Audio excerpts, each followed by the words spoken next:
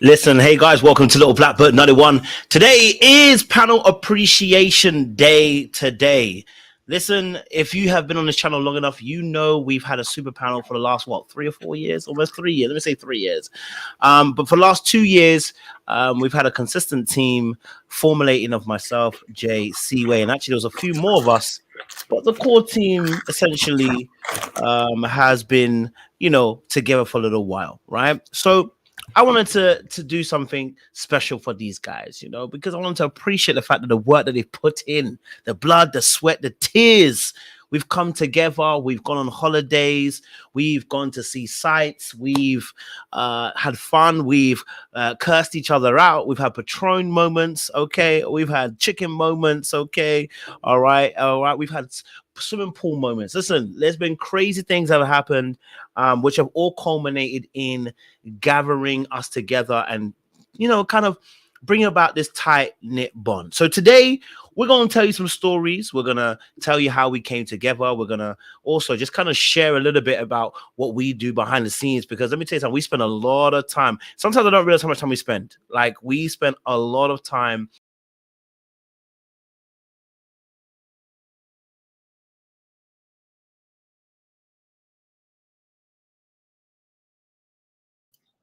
Listen, Kojo, if this is how we're gonna get the night started, I need you to cut the crap. Get back up here, please.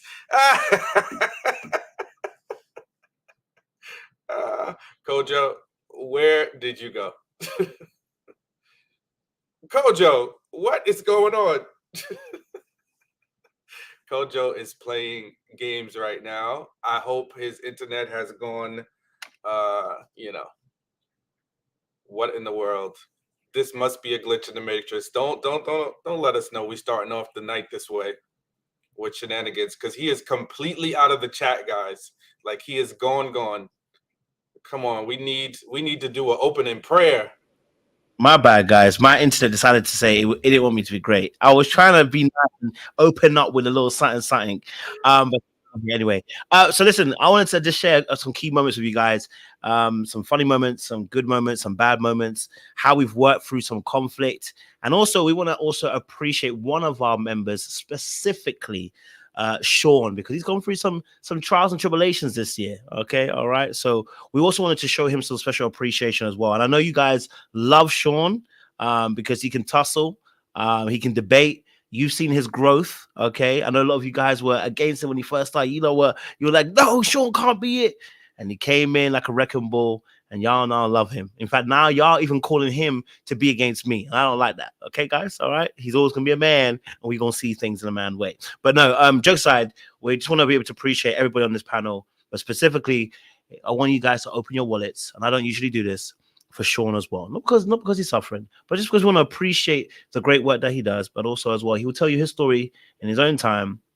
But this year has been interesting for all of us, and I think it's opened my eyes to friendship and how much we need to support each other as well. But let me keep the sentiments aside because I'm not here alone today. So let's get this conversation going. I want to open up the conversation because it's panel appreciation. I just want to say, I want to ask the question to you guys. What is one thing you appreciate about this panel? What is one thing that you appreciate about the team? I should say, forget the panel. What's one thing you appreciate about the team? Talk to me, guys. I'm gonna let Sean go first because he's a man of the house, so I'm gonna let him go first. Okay. So, what I'll say is, I think sometimes you don't get to choose, like, you don't get to choose your family, right? You just get born into them or dropped off with them, right? Depending on how we arrive there. But you do get to choose your friends, and I think the great thing about what we have is that we chose each other, and we have morphed from friendship to family. And I think especially this year, I have really grown to appreciate each and every one of you individually and then collectively, the family and the bond that we built for sure. Love that, Sean. Thank you. Seaway, one thing you love about the team, the family. I think it's our differences. I really think it's our differences. I think I have learned so much from you, Kojo, Sean, Jay, the different perspectives. And what I have enjoyed the most is the fact that like we're able to disagree and always kind of come back. Sometimes I'm taking a little longer than others. I'm sure we'll talk about, but that's never YouTube crap. That's never YouTube stuff. You know what I mean? So I just love how we're able to really duke it out and see different perspectives. And sometimes they get heated, but come back and be like, it's all love. Because I've learned a lot and I've seen a lot, and it reinforces that you should never have people around you that just think like you, move like you. Everything is just robotic, and you guys are all the same. I think different perspectives help you grow, and so I appreciate that and the break from my normal mundane lawyer reality. So I love just having this break. It makes me happy. Those two things. Thank you, Siwe. Jay, one thing you love about about the team, about the family. Just one thing, huh? I mean, I didn't want to go too deep too early, yeah. I know, but it's just like I gotta pick one thing out of all the things I love. I'll just say like just having people that love you for you, takes the time to learn you for you, walks through life with you in a way that you know you're growing, they're growing. They keep you in a space of yourself, but want the best of you at all times. And so, like having friends that is not family but family, you know, that's just amazing to me to just be having some people in your life in your corner that just hold you accountable for being the better you that you want to be. So I love that about us. Thank you as well. I want to say, for me personally, I love the fact that we are family. I think that is something that cannot be understated, because family, you know, you cry together, you laugh together, we fight together, and I think that is one of the biggest things for me that I love about this team, about this family, is that we've been through so much already in 2 years. And the fact that we generally actually outside of YouTube, we talk a lot. We talk, we laugh, we have fun. You know what I mean? We send each other memes, we become memes, and so for me, it's like such an amazing family to be a part of. And I want to say that they may not know this, but at the time when because I had an original panel, then I had a second panel, which is these guys here. But when I had a second panel, I prayed about it. I said, Lord, help bring some new people who I would be closely knitted to, not just part of a team, but be closely knitted to, because I have an attachment issue, which is I tend to distance myself from people. So even with the first panel, I kind of distanced myself a little bit, and it was a team and it was me. We talked, but I was separate a little bit. And this occasion, I said I wanted a family that I could get close to and be well knitted. And so it's been a challenge even at times. And you guys know, because I'll be like, you gonna go to America? I ain't going. Okay. It don't matter. Okay. So, there was a lot of time where it took a little bit of a time for me to acclimatize. And at first, I didn't even join you guys actually that much for afterlives. Actually, at first, the afterlives that we used to do, I kind of separated myself, and I was like, no, okay, let me get into it. And then before I knew it, I'm in. And from there onwards, it's just like it just takes off. And that bond that we have has been unmatched. And you guys have challenged me and pulled me left, right, and this way to grow. And that's what I really appreciate about y'all guys, man. You lot are family, and I don't say that lightly. So if anyone's asking why it's these four, it's because of the amount of things we've gone through and the amount of conversations we've actually had and still have and are going to be having as well. To the fact that now we're even putting RTL people in. That's how special these people are. You know what I mean? So they're now pulling RTL people who see how great the bond is and how fun we have, how much fun we have. They want to be part of the team too. So I want to honor you guys and ladies as well. And I want to say this: my favorite moments are always when Sean and Seaway go at it, because me and Jay, we sit back and watch y'all tussle. Okay, all right. It's beautiful to watch these two grow. They be tussling, and we and Jay be looking at them like, so what we gonna do while they're tussling? You know what I mean? So great moments like that. So let me ask you folks a great question, right? take us all the way back, because people just see us as this fabulous family, right? I remember I put out the ad. I said, I want some new people, some new fresh blood.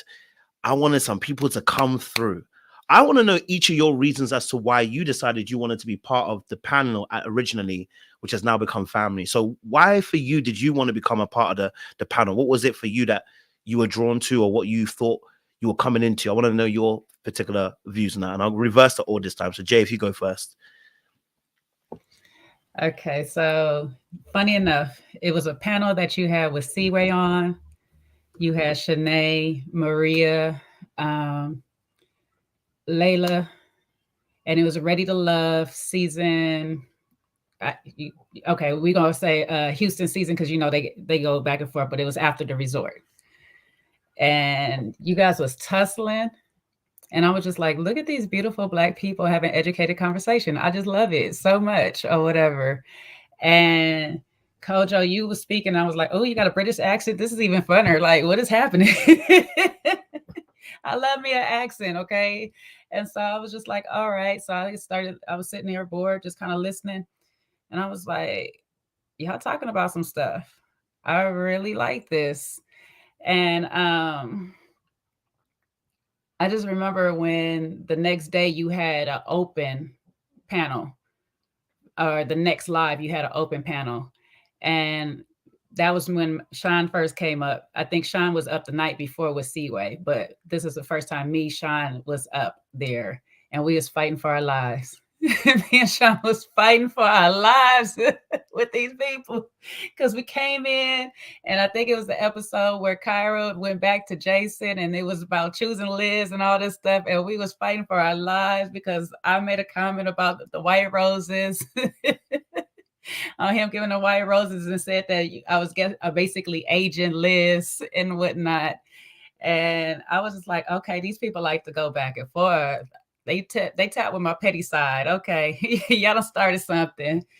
And shortly after, it was weird enough, you had a thing. You was like, I'm gonna start a second group, and you was doing it for maths. And the next season of Ready to Love to come up, and I was like, you know what, F it. Let me go ahead and audition, send in my tape. And you had some very unique questions to it that I really did like. One was like, what would your superpower be, or whatever and stuff. And I was just like, let me just give you the most unique answer of a superpower I'm gonna give you. See what happens. Sure enough, I got an email back. It was like, you're chosen. Schedule was crazy, but we worked it out. And for whatever reason, the whole clique that was there at the time just gelled. We pretty much just gelled on there, and it was crazy. It was very organic, natural. Of course, we had, he started a chat forum for us.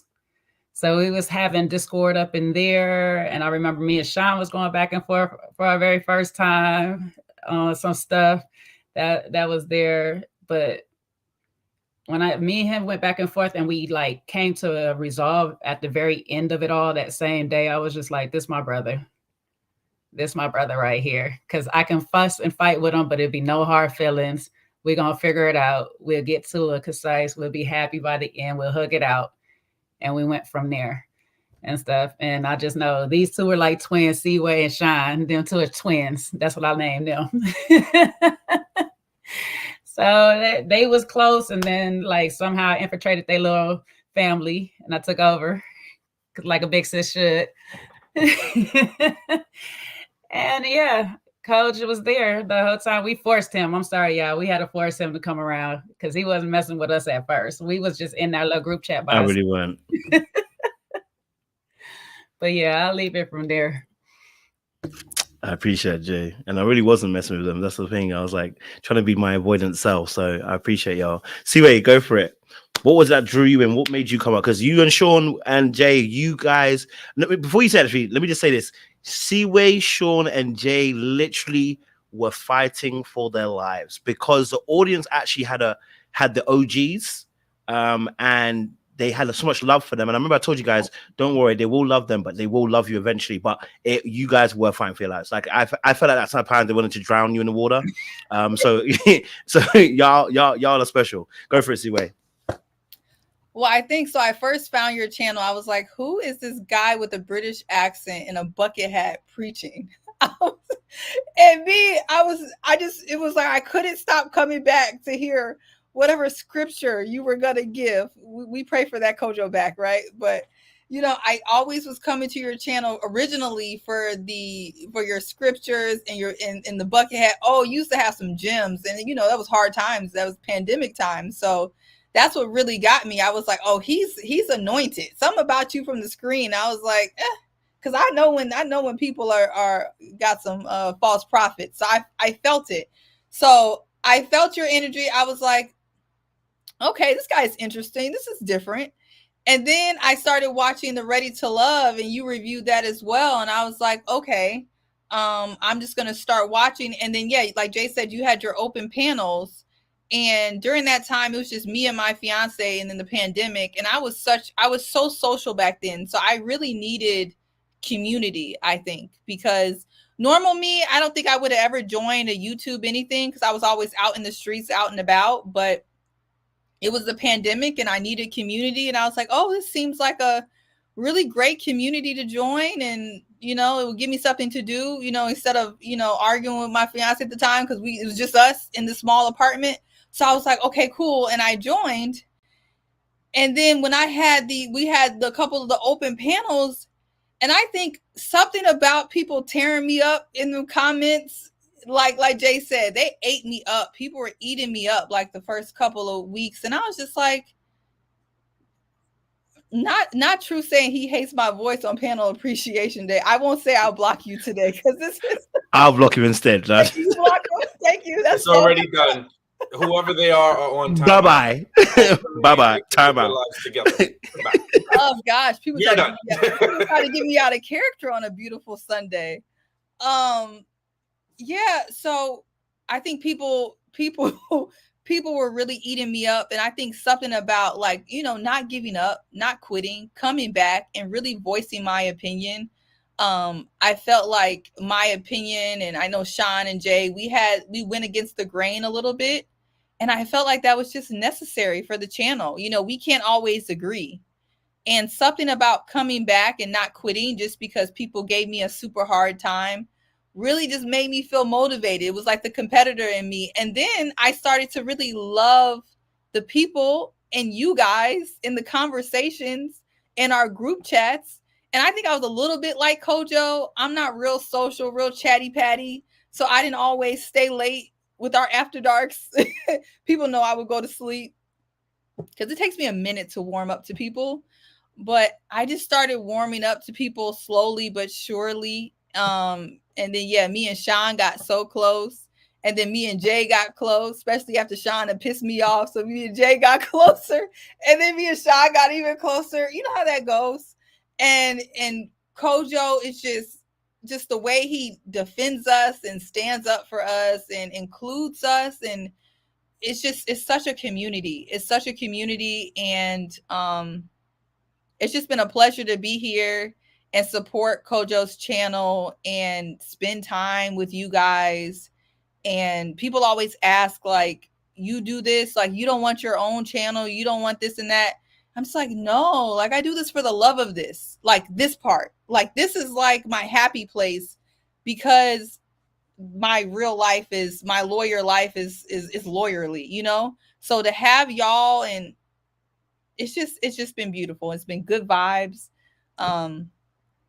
So that's why. And it's been so great to have these conversations, as you say, conversations.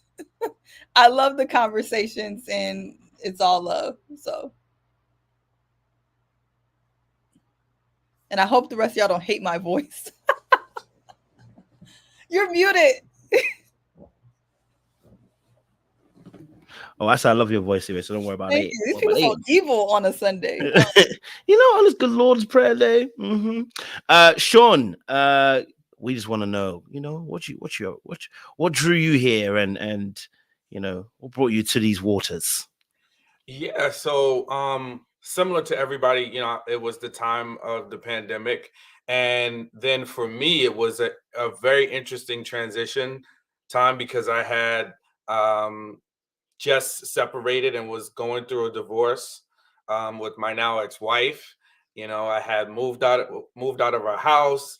I was newly single in my own apartment for the first time in years and years. So, you know, it was lots of transition. So I was watching YouTube, and, you know, I got you know, I've always had a thing for reality TV, and you know, wanted somebody to talk to it about. Sometimes it'd be my friends, and, you know, sometimes me and my ex-wife would chop it up on certain shows, but you would always dive deep. So your channel just kind of showed up on my YouTube feed, and I started watching it.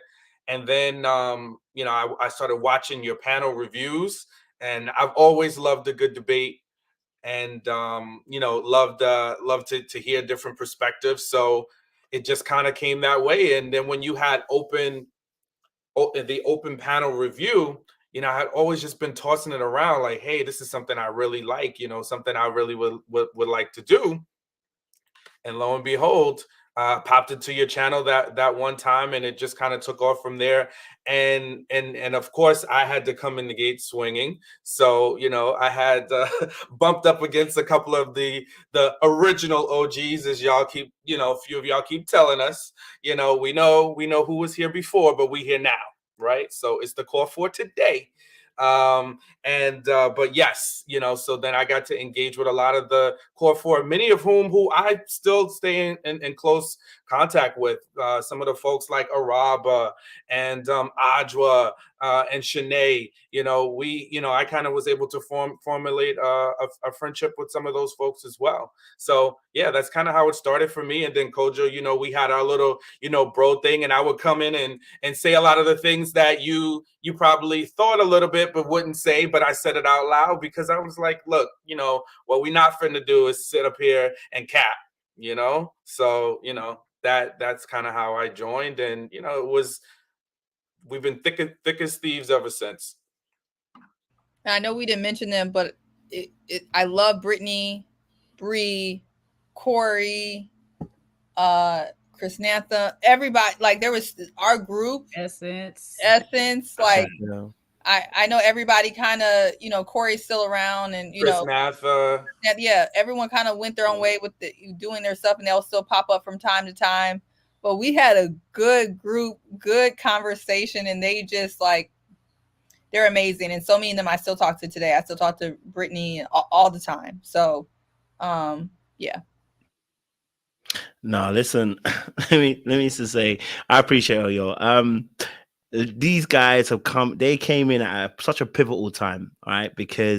And it was difficult. I want to emphasize how difficult it is. And I think you guys had a benefit because you guys actually came on the panels. So because you came on the panels earlier on, when I saw your tape, as much as I was watching it, I already kind of knew. I said, they're already battle tested. They took the heat. They got through the fire. They're still alive. I think we can work with them. You know what I mean? Like, so, but you know, you guys did your audition test, and I did ask some funky questions, as well in there, just kind of see where you're going with it. You know what I mean? Just kind of see where they're at and stuff. But because I had seen you guys practice on these actual panels and the way you came in, you know, each of you have your own superpowers, right? So, you know, what I love about Seaway is that Seaway gonna give you some intuition, okay? All right, sometimes I'll be wanting to fight the intuition, but she said, you gonna watch, you gonna find out, and we gonna find out. Me and Sean we've tried it before, we've gone against it a few times, and we've lost, okay? All right, because she gonna tell you about her intuition, and the intuition gonna come up good.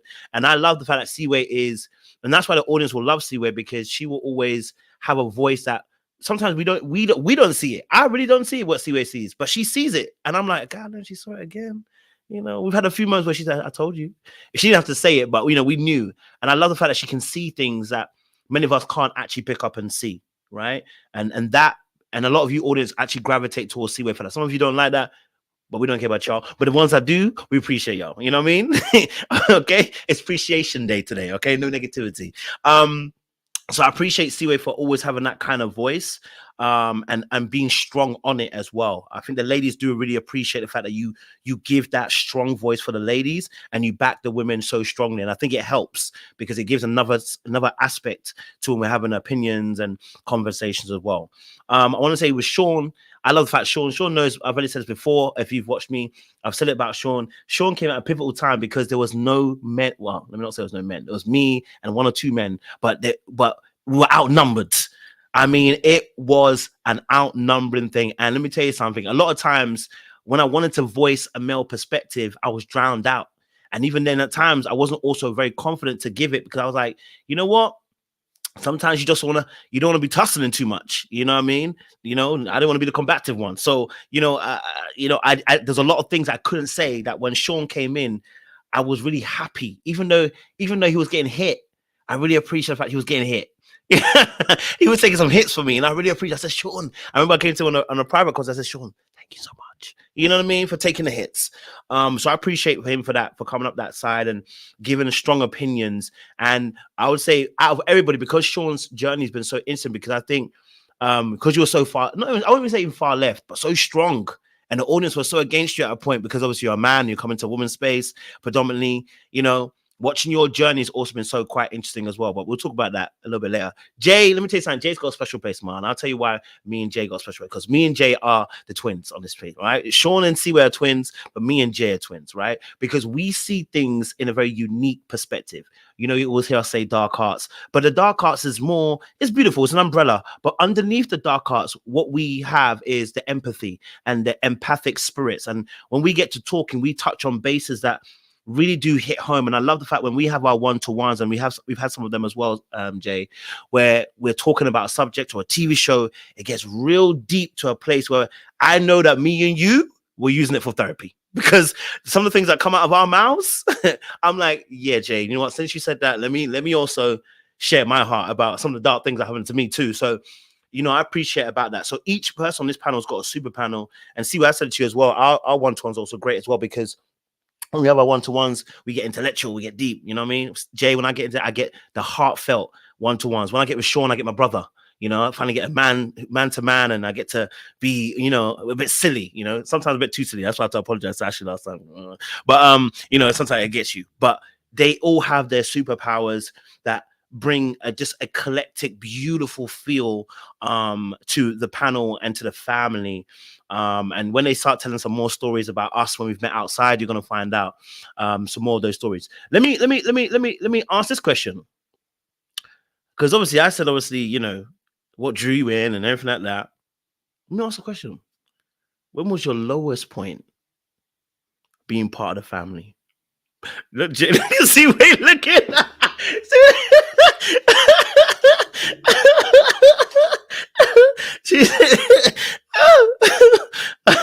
I want to know what is the lowest point, because as much as we talk about all the great things, I want the reason why we're doing this appreciation panel, I want people to understand this is not just a panel. We family.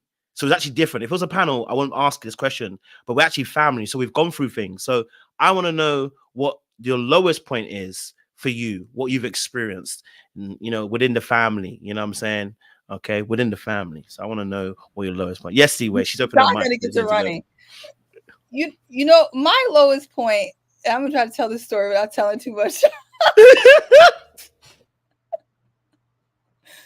The good thing is y'all probably didn't know, was not talking to my friend. There was a time, I don't know how many months it went by, a couple months, where me and Sean were not really speaking. I don't know if y'all know, y'all probably didn't know this because we kept it, we weren't going to be like, hey, y'all, FYI, we were not speaking. But there was definitely a time where Sean and I were not speaking, and it really made me sad. Sean still thinks I need therapy over this. But really what it came down to is that, sometimes I am I'm an oldest child, right? Sean is a only child. Jay helped me explain this to me. Sometimes only kids meet with the oldest child. Sometimes we conflict. And also, people don't know, I am very sensitive about when I'm around like people that I care about. I get super, super sensitive. And normally, like, the stuff in the chat, what people say about me, like, that doesn't matter. But like, if I really care about you, people who know, they know I can get, a little sensitive. And we definitely had a time in DC. It was a nice trip. It was a nice trip.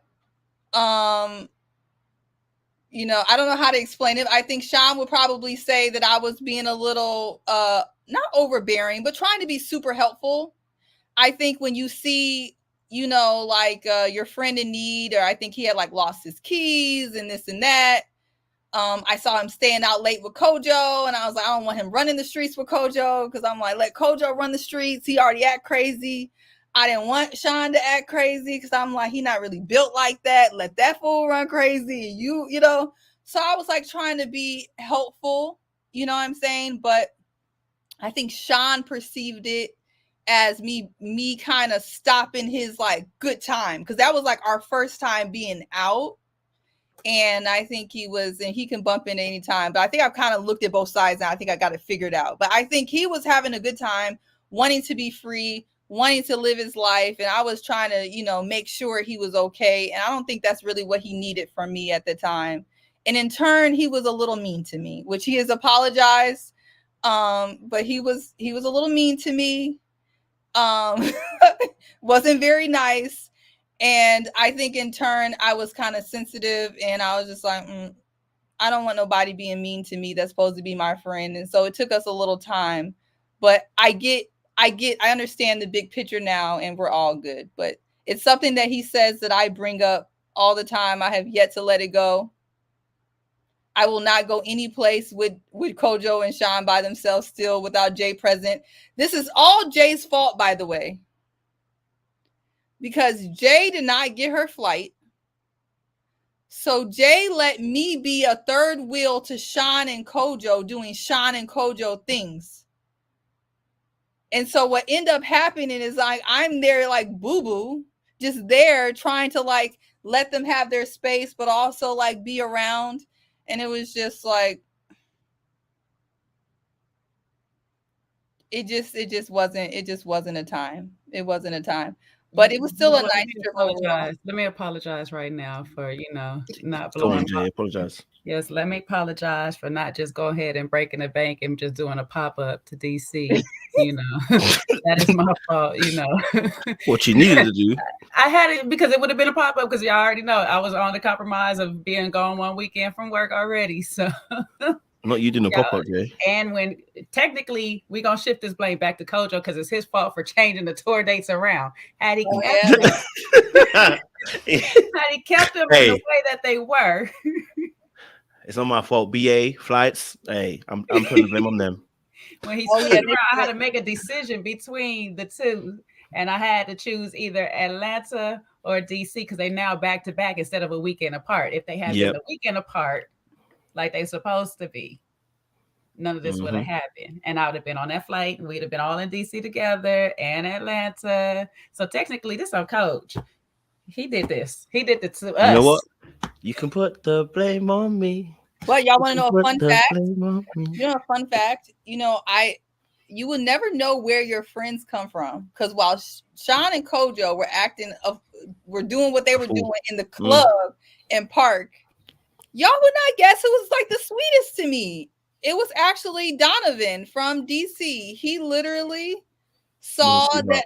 Yeah, he saw that Sean and Kojo were just off, and he was like, I'll hang out with you. And that was really nice of him. I just want to say that I don't know if he knows how I really appreciated that, but he was like the sweetest person to me when I was like kind of by myself. So I was just, you know, I know people done had stuff to say about Donovan in the past, but in real life, he was really, really nice. Super nice. So 2 points for Donovan in that, you know, I know that's Jay's friend as well, but he was really nice. So. Respect. Now, Sean, do you have the same recognition of that same low point? Do you have the same recollection, or is it slightly different for you? How do you see that situation? It's on you, it's on me. So I was dancing and whining. So I mean, you're gonna, you know, exit yourself out of it, but you was in there too. But I was the mouthpiece. That's how it usually runs with us, right? He who talks loudest is the one who gets all the smoke. So yeah. You was in there too, though. But nevertheless, listen, I think this is a great opportunity. We've had tons of conversations about this, you know, tons of conversations about this. But, you know, Seaway, you know, I love you like cook food. And, you know, I really do apologize that, you know, I was mean to you and dismissive, you know, because I did miss you the times when we weren't speaking, you know, and it definitely was a low point, you know, for me as well. I hated that because it impacted all of us, and that's how I know we're a family, because everybody got pulled in. I mean, Jay, you weren't there physically in DC, but you were there because your phone was getting blown up by Seaway. I don't think I had got to you yet. I was still too tipsy on my whatever I was drinking. You got But I to got me to too. you. Yes. I think I got to you for 2 seconds, but then once I got home, that's when we really talk. But your line was getting hit front, right, and center, you know. So and I think we all were just kind of trying to pull the pieces together to not have it be such a fractured thing, right? Because I remember in one key moment, and Seaway doesn't know about this, but I was hot because the little bit that I did give you, the little zings that I did give you, I wanted to give you some more. And I went to Kojo and he was like, stop. He was like, you're going to say things that you're going to regret and you are not thinking clearly. You guys just need to have a conversation later. Don't say anything else.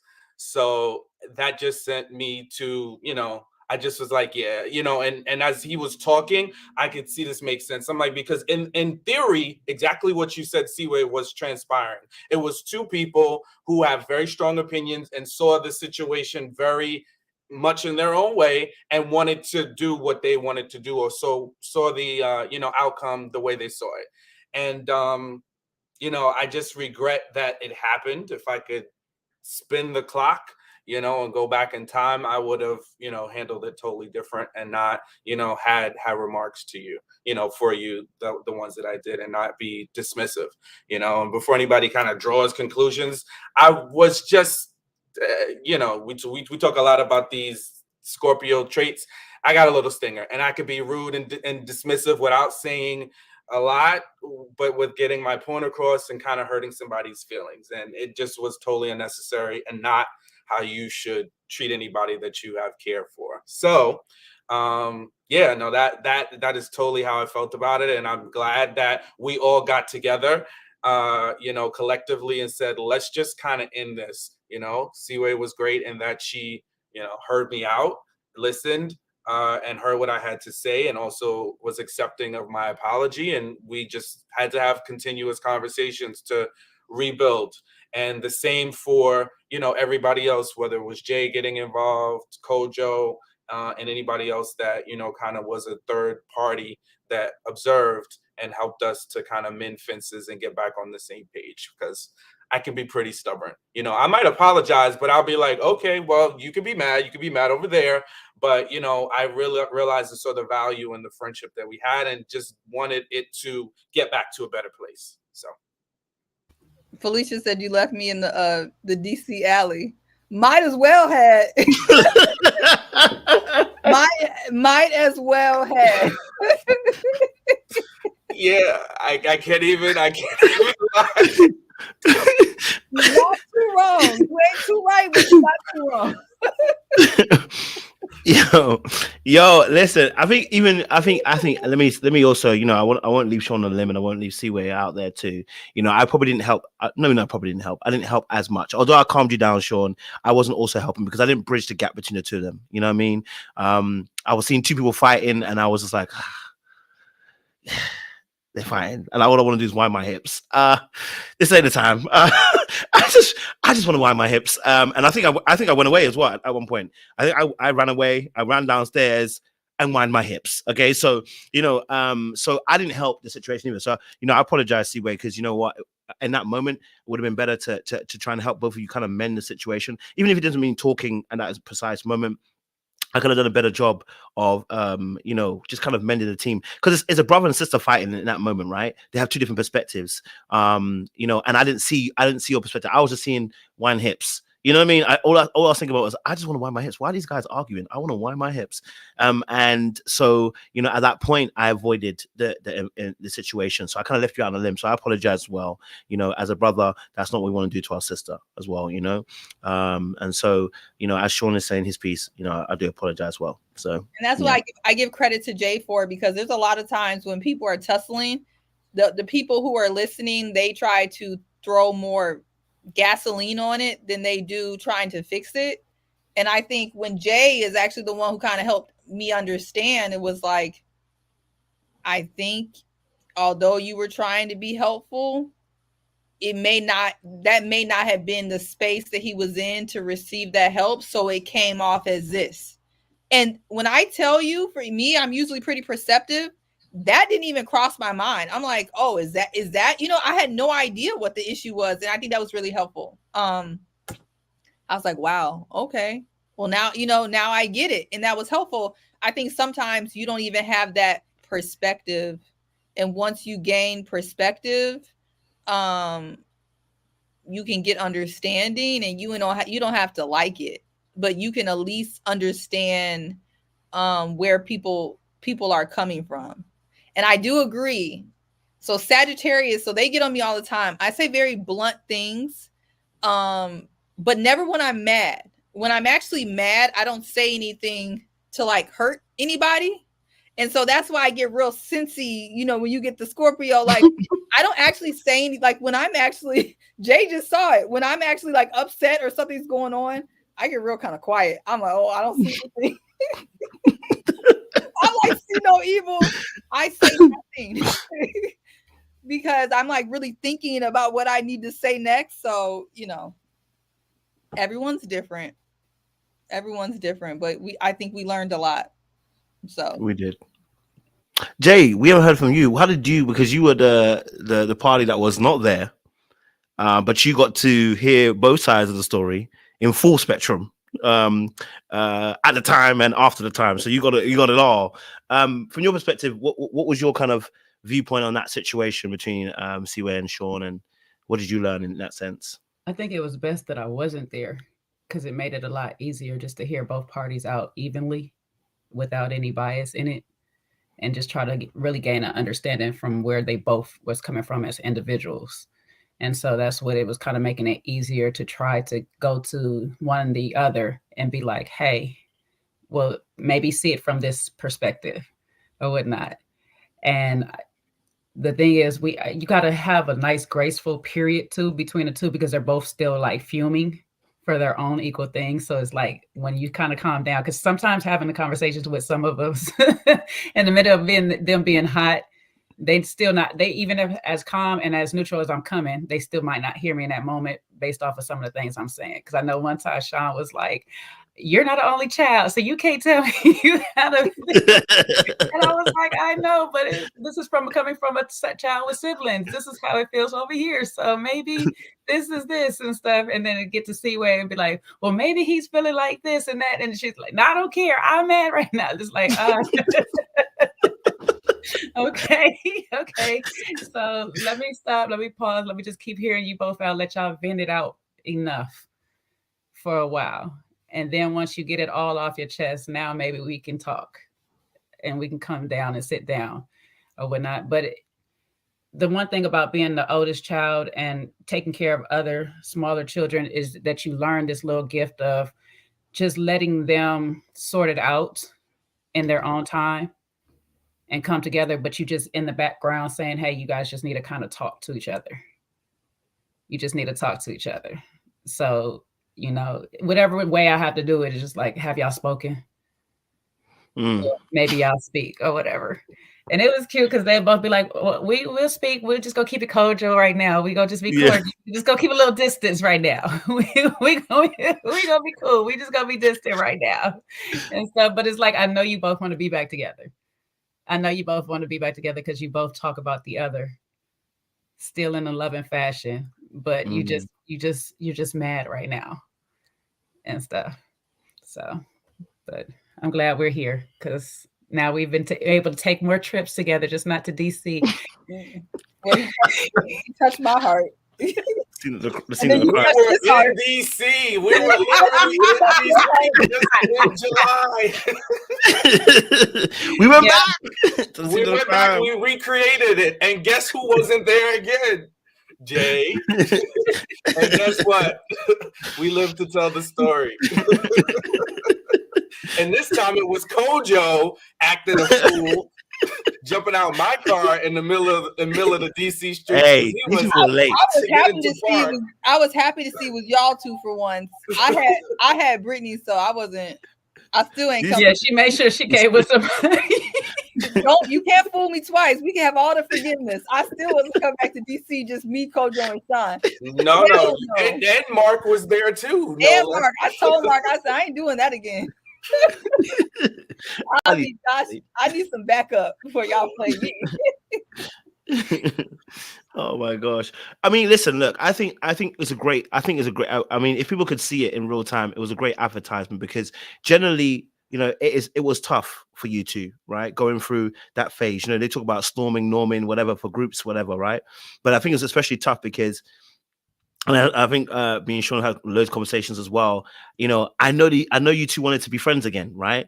But I also understand that in those moments, both of you are hurt. You know, you're both seeing your perspective and you're trying to understand another person's perspective, but you want that person to really understand your perspective, really. You know what I mean? And I think it was tough trying to come back to that place because when things hurt, they really do. And I think even I think us on the outside, Jay, kind of even being on panels, we know you're not talking. We know you're not talking. They don't know, but we know you're not talking. And I think I felt bad that you guys weren't talking because I know that you two are like two buddies in the two peas in the pod. Like you two, although you guys always tussle, you two are also very much alike in the way that you have strong opinions and you know you fight for people and stuff. So it was heartbreaking to see, but I knew you were going to come back, but it was a question of when. So I want to ask a question for you, yourself and Sean. Coming back to that place where you guys rekindle the friendship again, because it's very difficult to come back to that place where you guys can feel like, okay, we can be cool again kind of thing. I want to know your kind of perspective and journey in getting back to that place and what it was like for you on that perspective. I think people can learn a lot from, you know, mending back that friendship, you know, and not quitting and saying, you know what, F you, I don't need your ass. And I'm sure you probably said that once or twice to yourselves, but we'd love to know your journey and getting back to that place where you guys can be friends as well. I think because I'm not a grudge holder by nature, it's harder for me to hold a grudge than it is for me not to. I also think it was helpful that I felt like over time there was full acknowledgement of my feelings. Like I don't feel like I wasn't heard in the beginning. Yeah. But like towards where things start changing, I don't feel like I wasn't heard or seen, you know, like I don't, you know, I think that helps because if you're still trying to fight for your position and fight for your point and you feel like there's no actual resolve, then it's hard to move forward. But like Sean just apologized. He's apologized 5 billion times before. It's taking me just incremental, you know, it's just like little baby steps. And I think slowly but surely we just start back talking like we, you know, did before. I also feel like Sean kind of got out of the whatever be outside version he was on in DC. Maybe the post-divorce version of I'm outside. He's not really doing that no more, which is also helpful. Like Sean has been team calm since that moment. So I don't know. I think that also helped, you know, because our most recent trips, we've been on the same page. We on the same time. Even me, that's crazy. Right. And I think that's what throws people off. Sometimes you have expectations of people that you shouldn't put on them. Because in my head, I knew you were going to be outside, Kojo. But I didn't think, I was thinking me and Sean were going to be more aligned. They're like, okay, we go to the club and we'll come back at 1. Right? Y'all want to be in bed already. I'm like, no, we going to 4 to 5. She wanted her twin to be on her same page. Exactly. And her twin was out being a boy. He was out being a man. Why are you out They're trying to go to sleep? Like, go home. I'm like, we're the grown ones. We need to go home. So yeah, now Sean at least come home at like 2. You know, we go out, we all be back at 2. We ain't running the streets at 5 o'clock in the morning. So he just leaving you. He dropping you off and going. Well, we do it before you get there because in Houston, we usually out for 7 a.m. But we did that the day before you got there. Right. Yeah, he either dropping you off real quick. You going to sleep. Right. And the next day, You y'all up? had me You out. up? Okay, we hit you. You up? Yeah, we You up? did. Yeah, I'm up. Then All we right. dragged you out to 5, Seaway. I was She so sleep. annoyed. Good, let's go. We I was checked her so out, and she was lifeless body. We appreciate you, Stevie, for coming out late. Sleep. She was like, "We ain't doing this past 2 because my time has got to go." She said, "I ain't trying to do I'm past gonna 2." stop fooling with them because I need to be in bed. This is too much. So Yeah. Yes, go for it, Sean. Yeah, no, I was gonna say too, just to add context to this, right? Like, think about this. We had been like talking almost every day on YouTube, StreamYard, on our phones, or what all the different areas. Then prior to this trip jumping off, we planned together with Koja, the 4 of us planned, and I think that is going back just slightly is what cemented us, because we had together said, Code, you got to come to the US and we have to do this tour. And I think that is one of the things that really cemented us together, because if anybody remembers Kojo back then, he was like, I'm not coming to the US, maybe visit, but not really. And let alone, I'm not interested, So he was like, y'all are cool over there, but I don't need to come to the US, right? So we just kept telling him. And then obviously it spun off into, getting everybody in the community involved. And then we plan this tour. So really, and when you want to talk about like why it's us, why the 4 of us are sitting here talking to you, because all of us and I, put our respective jobs aside and we pulled that tour together, and it was blood, sweat, and tears, for three different cities to come together, booking travel. For 2 of them, we actually stayed together. Atlanta, we were in an Airbnb together for the first time, right? So I think that was huge. And then to DC, we were in a hotel, but we were like together. So we were like filming a reality. This is like a reality show. So you got all these personalities, energy going, fun. We're having fun, and we're mixing and intermingling with the subscribers and reality TV show people. So you got energies all over the place. So I think that also contributed. which in fact I think is what caused some of the bad vibes, because I think honest, and this is a lesson. I'm not going to name names, but this is a lesson about what energies you allow in your circle. Because I'm not going to say that Sean and there wasn't minor disagreements before we met certain Ready to Love people out, because it was like he was out late, he lost his keys, and I was concerned that he lost his keys and this and that, and I was trying to do too much with that. Should have just let him be without his keys, but I was like trying to right. No. So that was part of the problem, but that probably could have blew over. Until we go out and we meet these Ready to Love people who are being very Ready to Love like, and they had like a Ready to Love moment. Bad energy for us, even though they invited us out. And I think that kind of kicked off this just bad vibes, because it was really okay-ish until we get into this place where it's just like bad energy, and then it gets to the club, and then there's worse energy. It literally felt like a reality TV show. And I think sometimes when you're in reality TV, you're always paranoid about people setting you up. And it felt like we were dropped into like some producers, like, somebody setting people up. And we're like, we don't operate like that. But it's almost like you got sucked into some BS. And I think the bad vibes actually really affected the whole thing. So yeah, you got to be careful about how you let outside bad energy affect your internal group and circle, because I think that played a major role, which was kind of silly, but it did. So yeah, production definitely missed their mark with that crazy. Between that and Jamaica. Jamaica's a different kind of beast on that one. Yeah, we'll get there. There's nothing else really more to say. It's all good. So yeah. Oh, just the last thing I wanted to say was the thing that, because your question was about like what made me move towards wanting to reconcile. And I think the biggest thing is when you and I'm a logical kind of calculating analytical person, right? So if I have a conflict with you, what's going to determine if I move away from the person is I'm going to look at the person. And when I think about Seaway, and if anybody that knows her, and if anybody that is her friend outside of us in real life is watching, you know she shows up for her friends.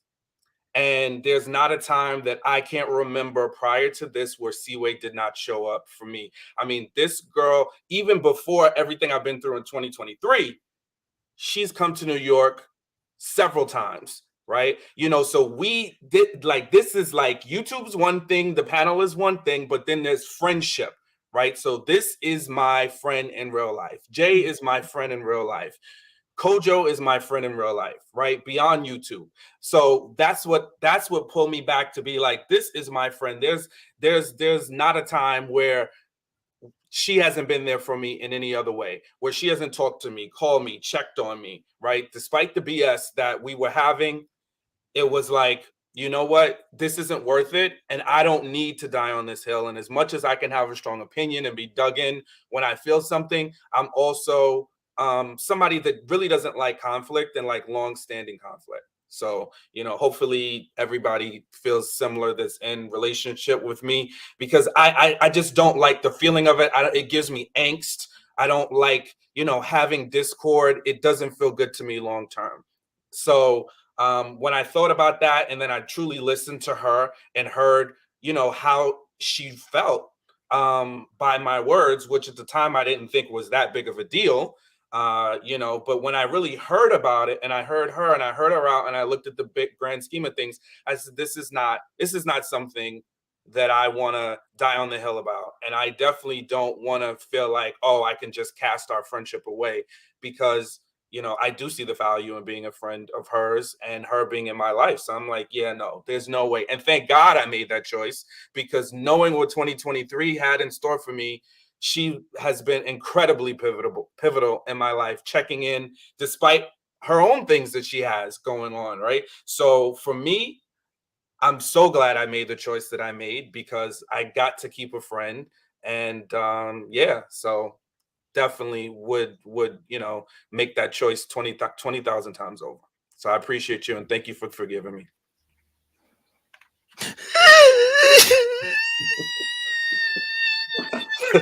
My baby, so emo. He's so emo, y'all. He is. That's that cancer. That's the cancer of Y'all gonna make me cry. Hey, don't get me too emotional, please. I don't want to cry on this panel. The Capricorn, okay? Y'all gonna make me cry on this panel, okay? We saw. Let me reset the room, guys. If you're here, we are having a panel appreciation. We're talking all things this family that we have. I don't know what we call ourselves. We're just family, you know what I mean? Dominic Toretto style. But you know, we are here to appreciate my fellow panelists who have become family, and we're telling a few stories, trying to hopefully help you guys as well understand a bit about us, what we do, and also as well kind of how we got to where we got to as well. So we're trying to give you a better perspective, you know, that it's not always rainbows and sunshine. There are key moments of the group where it comes into a place where there are lower points in that friendship sometimes, because as human beings, we have our moments, and it's what we do in those moments that are pivotal to the strengthening of that family. So if you're with us, we appreciate y'all, and keep with us. We're having more conversations. Also, do me a favor, please don't send me any super chats. Today's not about me, okay? All right. What you can do is like the live, and what you can do, share it with somebody. And what you can do is when the adverts come on later on the replay, you can watch them. That's how I get my money. But we are sending our donations, our love offerings, our appreciations to Sean. We can send it to his Cash App. As you see there, Sean Davis 120. Or you can send it to his PayPal, Sean Unfiltered PayPal. You'll find out the reason why soon, but we just want you guys to send it to. If you're going to send anything, don't send it to me. Send it to Sean. Send it to his PayPal. Send it to his Cash App. We appreciate you guys for supporting as well. Now, Jay, obviously, you know, Sean and Seaway had their low moment, and it was a powerful reconciliation that brought about this even strengthening more of the friendship. But for you, what would you say is your lowest point of being part of the family for you? I wonder if it's a chicken shop, because that chicken shop will always do me. But I want to know your lowest point. That was one of my strongest points, baby. No, my strong point. Don't play with The me. gulag. Don't play with me when I'm hungry. No. Nah. Since this is Sean's day.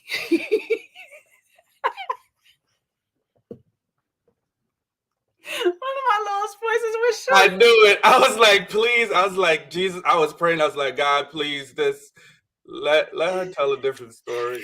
Let's tell about Kojo instead. I was like, hey, Kojo, please. I haven't fell out with nobody else though. It's only me. Not me being the common denominator.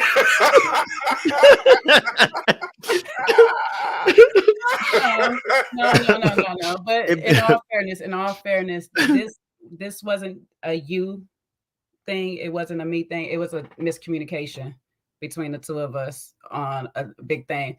So to rewind and snowball from my side of things, mind y'all, I'm gonna factor in this because when I look back on it, I probably was having the after effects of the DC trip that I wasn't on, that went awry. Because this all me and Sean's fallout took place sometime after. So I was probably in my big sister, keep protection of a little sis. And Sean is technically the big brother, but I play big sister all the time. So it's like me keeping him in check to keep little sister protected and stuff like that. So I might have had some of these emotions rolling around in the background, but I was trolling. I would not. However, in my trolling of the men's panel, yes, it was trolling of the men's panel. And my trolling of the men's panel, as I often do, I think I had picked on Sean one too many times. And so some comments that weren't for him, he took it for him or whatnot. Yeah. But I've been picking with Sean for a while. I'm not gonna hold him. I know, and he knows I've been picking with him for a while. And we would go back and forth over joking about the Bell Collective's triggered thing or whatever and stuff like that. So we were doing this little tussle of triggering each other back and forth. But I probably got into a space where I was being very vague, and I could see how it was taken towards him directly. But it actually wasn't. But I was being big sis, and I was hothead too. I was F this whole situation. This ain't my real friend. I don't know him like that. We met one time in Atlanta. It is what it is. I don't care. I don't want to hear nothing. He and his feelings, that's what it is. You know what I'm saying? I didn't do nothing to this man. He just feeling some type of way because we had a disagreement a little bit before then. I can't remember. It had to been stupid because I can't even remember what it was, but I don't know what it was. Me and Sean just been going back and forth. Just like, this is why Sean will say, don't be doing this in your relationship, having those little nitpicks at each other, because eventually they blow up. This is what it happens. It was a cute little nitpicks that went too far. It went too far. And now it's like, is she talking to me? Is he talking to me? Who talking to who? Like indirects and stuff like so. I was pissed. I ain't gonna lie. I was pissed because you was mad. And I was like, he not trying to hear me out. I don't give a damn. We on the after live, and Corey is trying to mediate the whole situation. And I don't want to talk about it right now. But Corey was just like, no, let's just hear it out and stuff. So Sean is telling me his side, and I'm like, I don't want to hear it. So whatever your side is, I don't care. So I'm going to say the most smartest thing that come out my mouth, because I'm in that space. When I'm petty, my mouth is slick, and I don't want to hear you. So I'm going to make you shut up. So whatever come out my mouth, it is what it is. I'm not going to say what I said because C-Way just going to get tickled. Say it. Go ahead. Because it's classic. Let them know. Sean was telling me his feelings and how I made him feel in the moment. And I was like, well, I'm sorry that I touched your heart. And left it as that. I think to back it up off of Sean, I think this was also really Sean and Kojo. They kind of had this bromance thing going on that I think was just it was starting to get under our skin. It definitely was. Like, And it I was get coming off the so heels of DC and all that stuff too. Yeah. So it's like, oh, so y'all just gonna link up and just link up. Okay. Like, And then the love y'all. men's panel was so effing triggering. Hey, I was trying to catch a wine, but anyway, go on, Jay.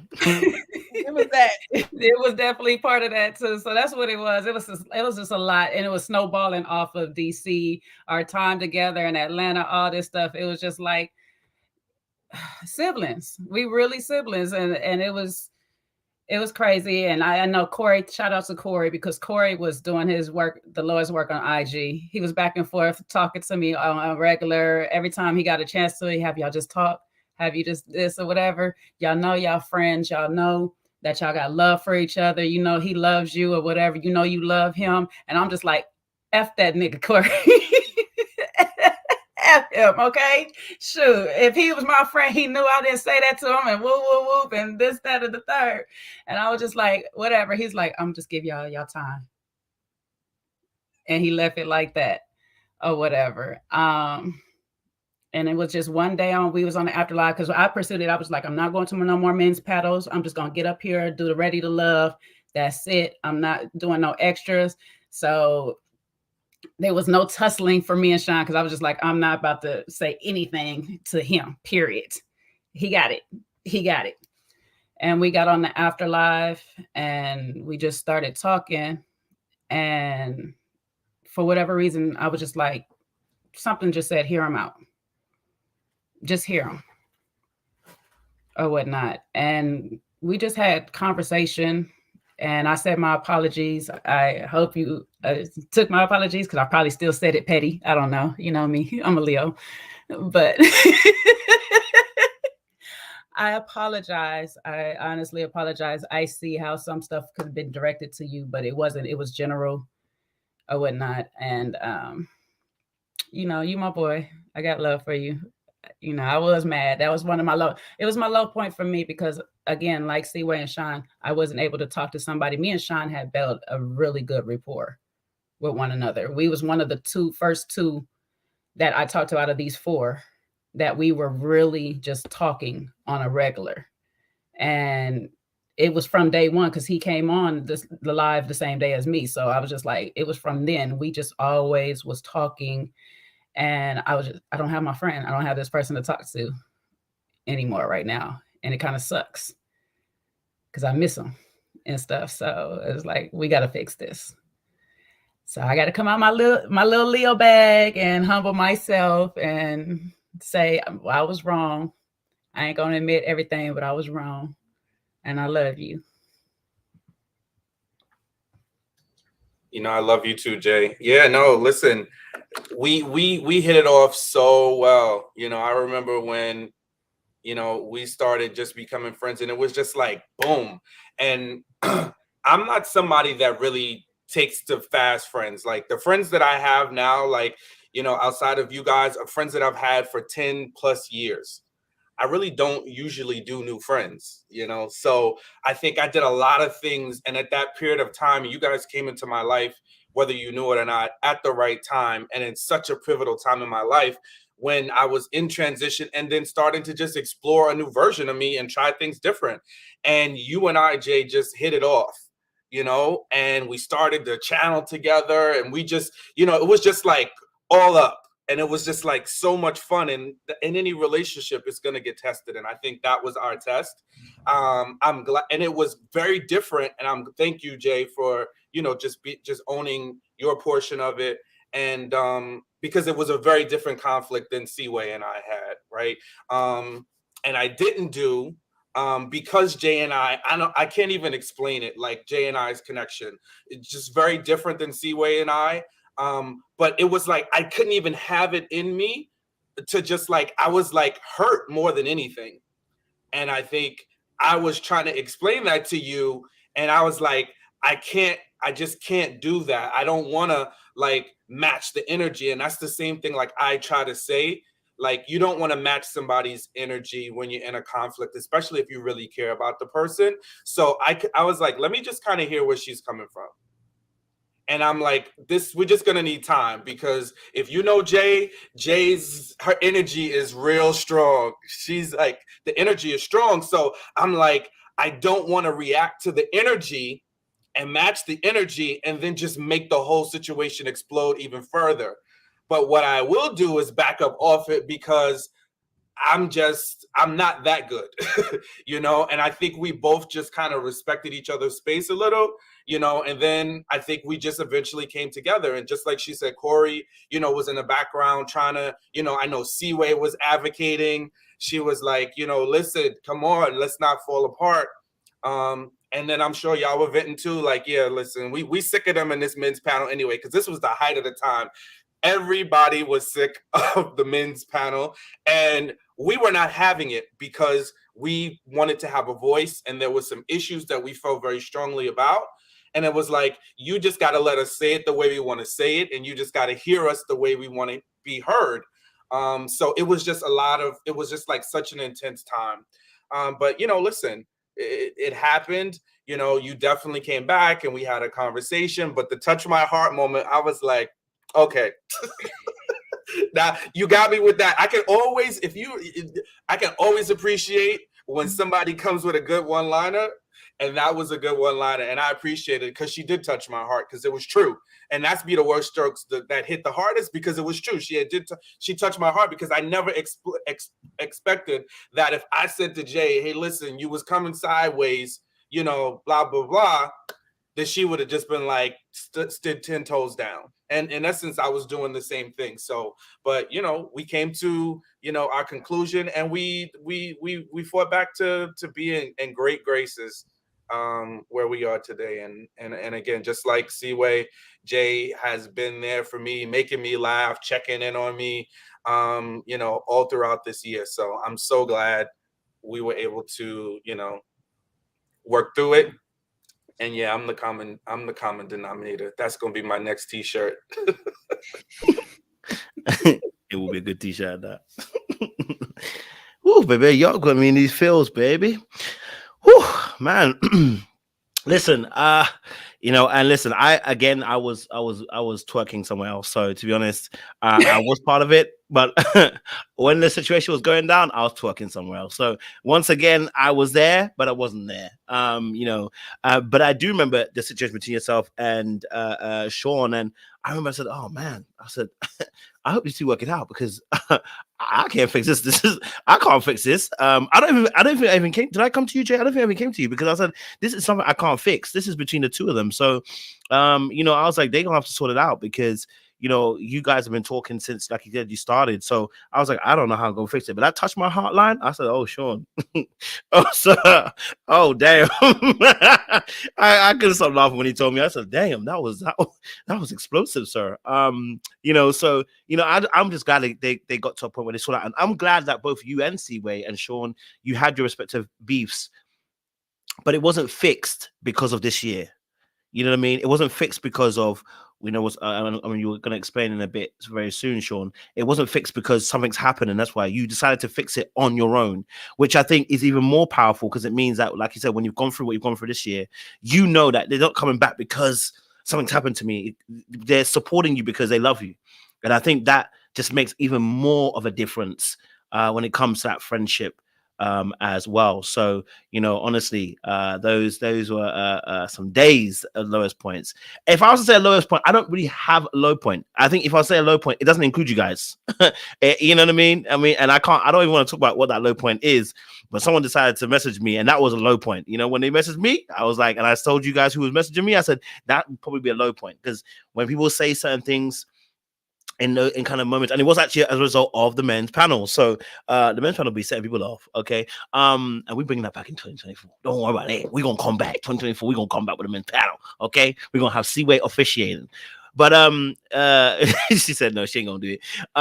But no, I think for me personally, no, did I have any issues with anybody?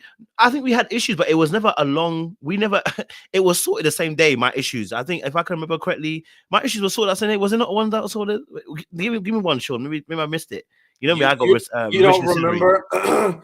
There was a little collusion out there, and ladies tried to get your attention about some things. Yes. Oh no, that's what I'm talking about. So that situation culminated in someone messaging me. I don't want to say their name because I don't Oh, like doing okay. that. Oh wait, no, wait. The lowest moment isn't that. You know what it is? The lowest moment is when someone decided to tell that story about what they did to that kid. That's the lowest moment. Woo! But I want to go there. But that was the lowest moment for me That's because what I thought you I were just gonna say. I thought you were gonna say. yeah, I forgot about that until Sean said it. It reminded me that was the lowest moment, and I think it's the lowest moment for me because the story that was told was very wild, and then the person's just moving wild after, and then I hear you kind of bad mouthing me behind my back, and I was just like, this is really sad. You know what I mean? For me, that was probably the lowest point being part of the team, but that was none of you guys. So I've never, I don't, I mean, we had arguments, but nothing. I don't feel like it's ever lingered. You know what I'm saying? So personally, I don't have a low point moment with you guys. It's more with the other someone else. What the stuff that they said. So I won't go too deep into that. If you know, you know. But let's not drag up the dead. Okay, cool. So let's talk. Let's shift it. Let's shift it to another time in this because we've had some great moments. Okay, we've had some great moments. We had some amazing moments in this team and this family. We've come together. We've been on holidays together. All right. We shout out to I like to say Phil and Tyrone because they take care of all of us. Listen, I'm gonna be honest with you. I'm like a female around Phil and Tyrone. They be spending on me. I'm gonna lie to you. Hey, listen, is this what you ladies want? I now get it. I get it. When Phil and Tyrone handle the bill, I'm like, hey, you handle the bill, and I appreciate y'all. You know what I mean? But no, we've had some great moments, some great times, as well. And so I don't know if did I ask that question already? What your favorite moment is? I think I asked what you love about it, the friendship. But what's your favorite moment being on the show? Like, what's one of your favorite moments? Like, your favorite moments you've been on here? Like, what something that's made you smile or laugh, made you feel excited? What's your kind of moment, if you have one? If you have one on top of the head, I'm trying to think of my funniest moment. I think my funniest moment. Well, is there someone's open, so they can go for it? Yes, someone's opened it. Go for it. Mine is not literally on the panel, but y'all had to be there to be there. But Sean blessing us out in Atlanta. Sean blessing us out in Atlanta was the best. Oh, Patron, Sean. Woo! It was the best. I think I laughed so hard. And you.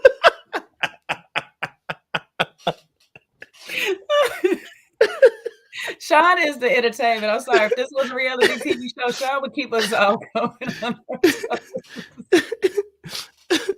Patron Sean. Yeah. A different type of Sean. Y'all need to see that Sean because he was cussing everybody out, and I got cussed out that day. That was hilarious. I was crying. I was crying with laughter. We was on me and Coles were just on the couch dying. Like Atlanta has never been the same. There wasn't one person that, and I think we had on the way to the club, I cut some people out. Some strangers got caught some strays.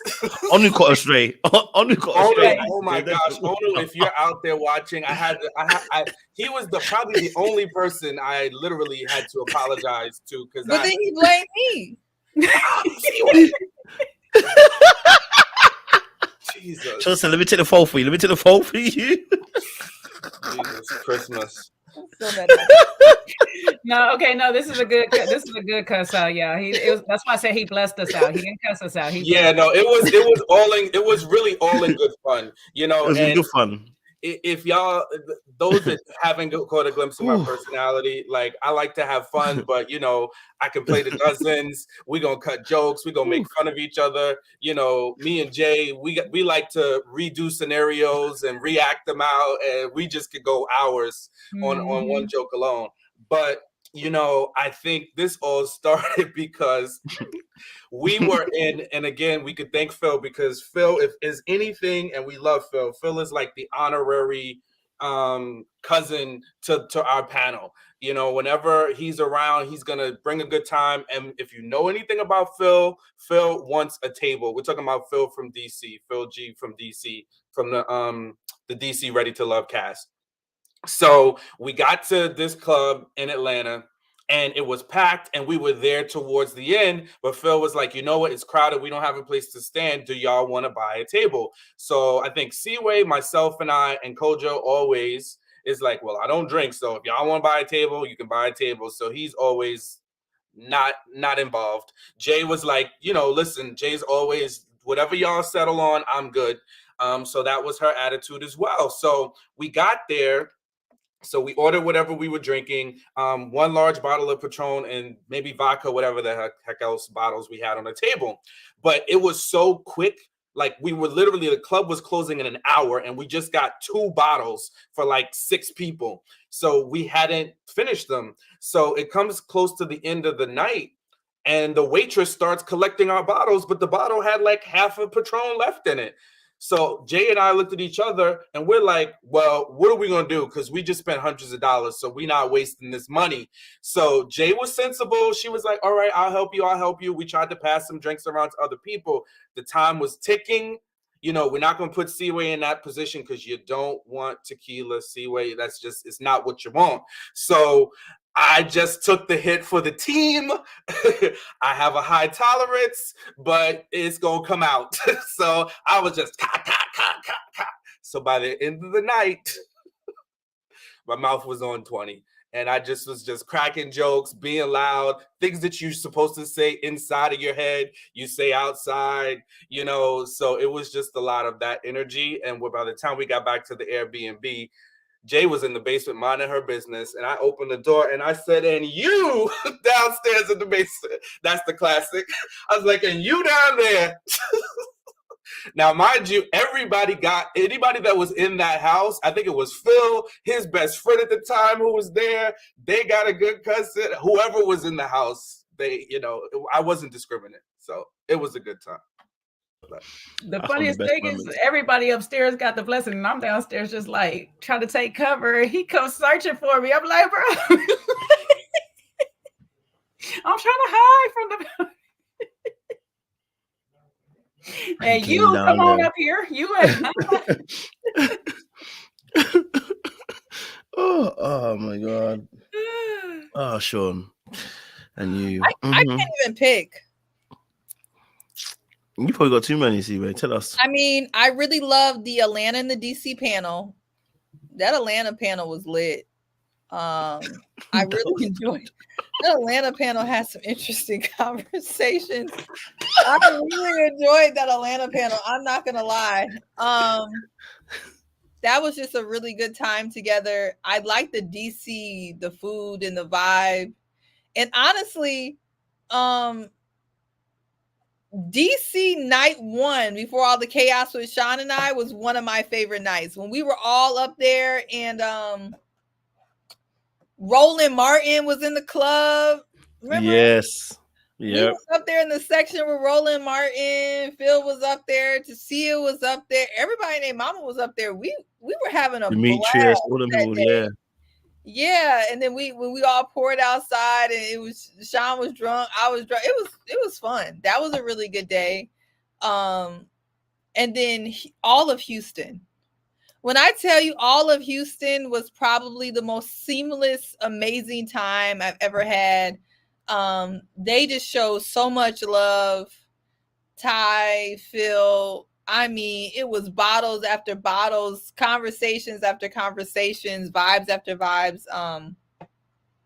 That was just a really good time. The folks in Houston and Phil and Ty showed us so much love, and we just literally had a ball. And then honorary mention to the boat in Jamaica. Yo, that boat in Jamaica? Yo. When I was under duress. No, I'm not gonna say everything, but all I will say is that after I told that lady that them shots were watered down, she told me, "Ho, I got your watered down, ho." She said, "I got your watered down." And that's all I know. I'm jumping in the ocean, this and that, messed up my wig. I'm like, what the F is going on down into this boat? So I had a blast. I had a blast. It was good times. But learn from me. Don't ever tell these folks that these shots are watered down, because they gonna show you what watered down look like. Shouldn't have did that. Had a good time though. Yeah, I would say outside of what Seaway mentioned, it's the same that happened in DC the last night, and it was literally the last night. And funny enough, we were all supposed to really be leaving DC Sunday early afternoon. And probably if we had done what we were supposed to do and leave DC Sunday afternoon, we probably wouldn't have even had our little tussle. But it was meant to happen. So whatever. We came, we saw, we conquered. But that's another little layer to the story.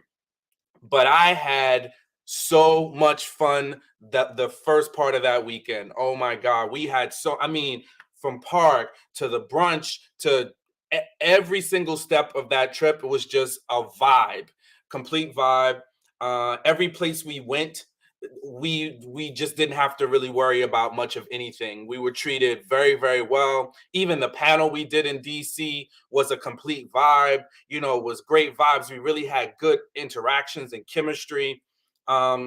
And I think we just had and the people we met, the subscribers that came out to DC. I mean, everybody was great. Yeah. But I feel like the DC subscribers, y'all show so much love. Yeah, I think based on our numbers, that was the most people that showed up. It was DC, and then Atlanta was right behind it in terms of the volume of people that showed up for the event. We met Felicia Cooper. I think we met another subscriber, Danielle. We met 2Ls.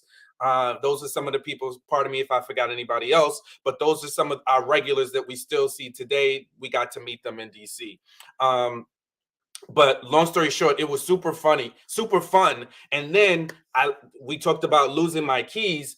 Me and Kojo, it was like, and I know that's probably why Seaway was like, yo, get your life together. We were running the streets. It was like, I felt like we were in college. We were running the street. I mean, we were everywhere. It didn't matter the time. We were all over the place. And for somebody that never loses their keys, I don't do that. I lost my entire car key. And I remember that situation. We were leaving the club that we were in. I think it was 14 Stories or something like that. We were leaving the club. We were with two of our friends, two beautiful young ladies with us. And we were leaving the club. We were about to get in my car. And I think we were going someplace else. I don't know where we were going. We get to my car in the garage where I had parked. And I'm like, the door's not opening. The door's not opening. I'm like, yo, where's my key? By the time the club had been shut down and it was a wrap. I couldn't get it unlocked remotely from, the company, my car provider. So it was a wrap until the next day where I could kind of backtrack and find my keys. But was so dope. We said to our two friends, like, what should we do? Should we just keep the night going, or should we just call it a wrap because this is a bad vibe? They both looked at us and it was like, let's make it a night. Let's just have. And it was sealed. And that's why I was like, I don't even care at this point. Whatever's going to be is going to be. And we commenced to having a great night and a really good time, for the rest of the night. And, listen, Seaway wanted me to get on top of that key a little earlier than I did. I did not, but the key was found. Praise God in the name of Jesus. That key was found. We tracked down the security guard the next morning, afternoon, or whatever. And the security guard was like, is this your key? He had the key in it was like the angels came down and dropped that key. He was like, is this you? Is this your key? And I was like, yep, that's it. Kojo handed him, I don't know, it was 25, 40, 50 bucks, whatever it was. And we were like back off in our Uber and back on to the rest of the night of the town. Meanwhile, Seaway is like, you're acting like the world is okay. And we were just I was in a fog at that time. So, yeah, but that was so much fun. I mean, we have other really great moments, but I just remember the fun of that and just being free and just having a great time. And we had some great company too. Great. Sean was for the streets that weekend for sure. And the streets were calling our names. Yeah. They were. For the streets. For the streets, indeedy. Mm-hmm. Jay? What happened? Jay gave hers. I gave mine already. Oh, because you pressed the mic earlier. I thought you were pressing the mic earlier. So no, I asked him. Okay. To be honest, I have too many fun favorite moments. And like yourselves, they're on the panel, but they're usually off the panel. I can't lie to you.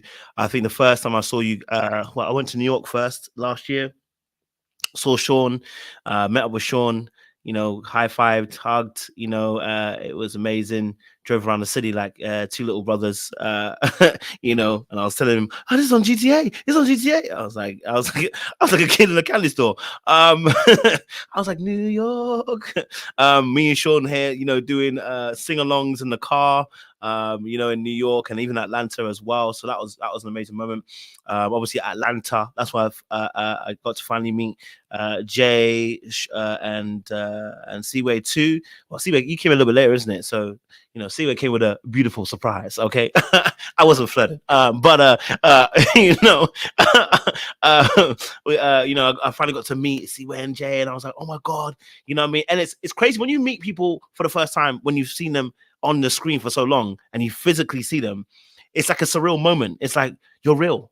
I almost wanted to touch their face, like, you're real, like, you know what I mean? Like, they were exactly as they were online, as they were offline. And I think that just made that friendship even more stronger.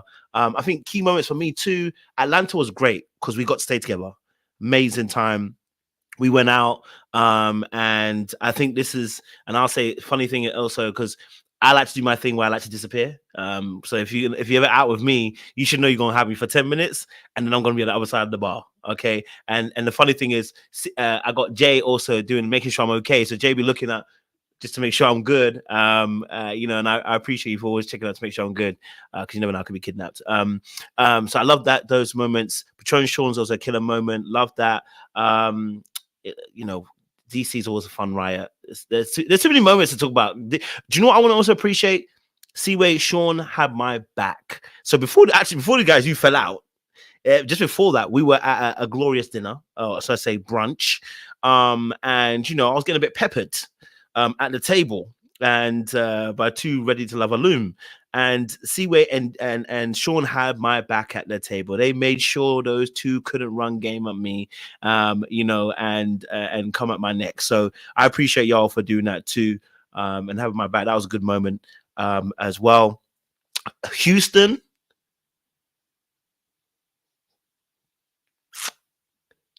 It was beautiful because, like you said, Seaway, it was seamless. Okay, it was beautiful. I think we had learned at this point that we can't do it. We can't be each other all day. I think we had got to that point where we learned we need a bit of space between ourselves just to help, keep us. And I love the fact that we could spend that time. We went out, we were at the clubs together, sections together, we were eating food together. You know what I mean? I did my little movements, in the restaurants and stuff, made some new friends with you guys as well, and I think one of my favorite moments is the chicken shop. Can't lie to you. Okay. Y'all didn't see what happened with Jay. Okay, you didn't see how. Okay, and then the funniest moment, y'all needed to be here. You don't understand how funny this moment is, but in the Uber going home from the chicken shop, me, Jay, Sean, he was a little bit asleep, so he was a little bit asleep at this point. But I can't tell you the joke what bust the dam to make us laugh like this. I think it's just been it had been such a tense day towards the end that we were in the Uber, and then literally, I just said, you know what? These motherfuckers can walk. You know what I mean? And I don't know why it was so funny, but we just started dying in the Uber. We were cracking up. At one point, it's the way that Sean laughs that gets me, because he starts with the and then it goes. Wait, Sean is like this on the window. He like, yeah, on the window.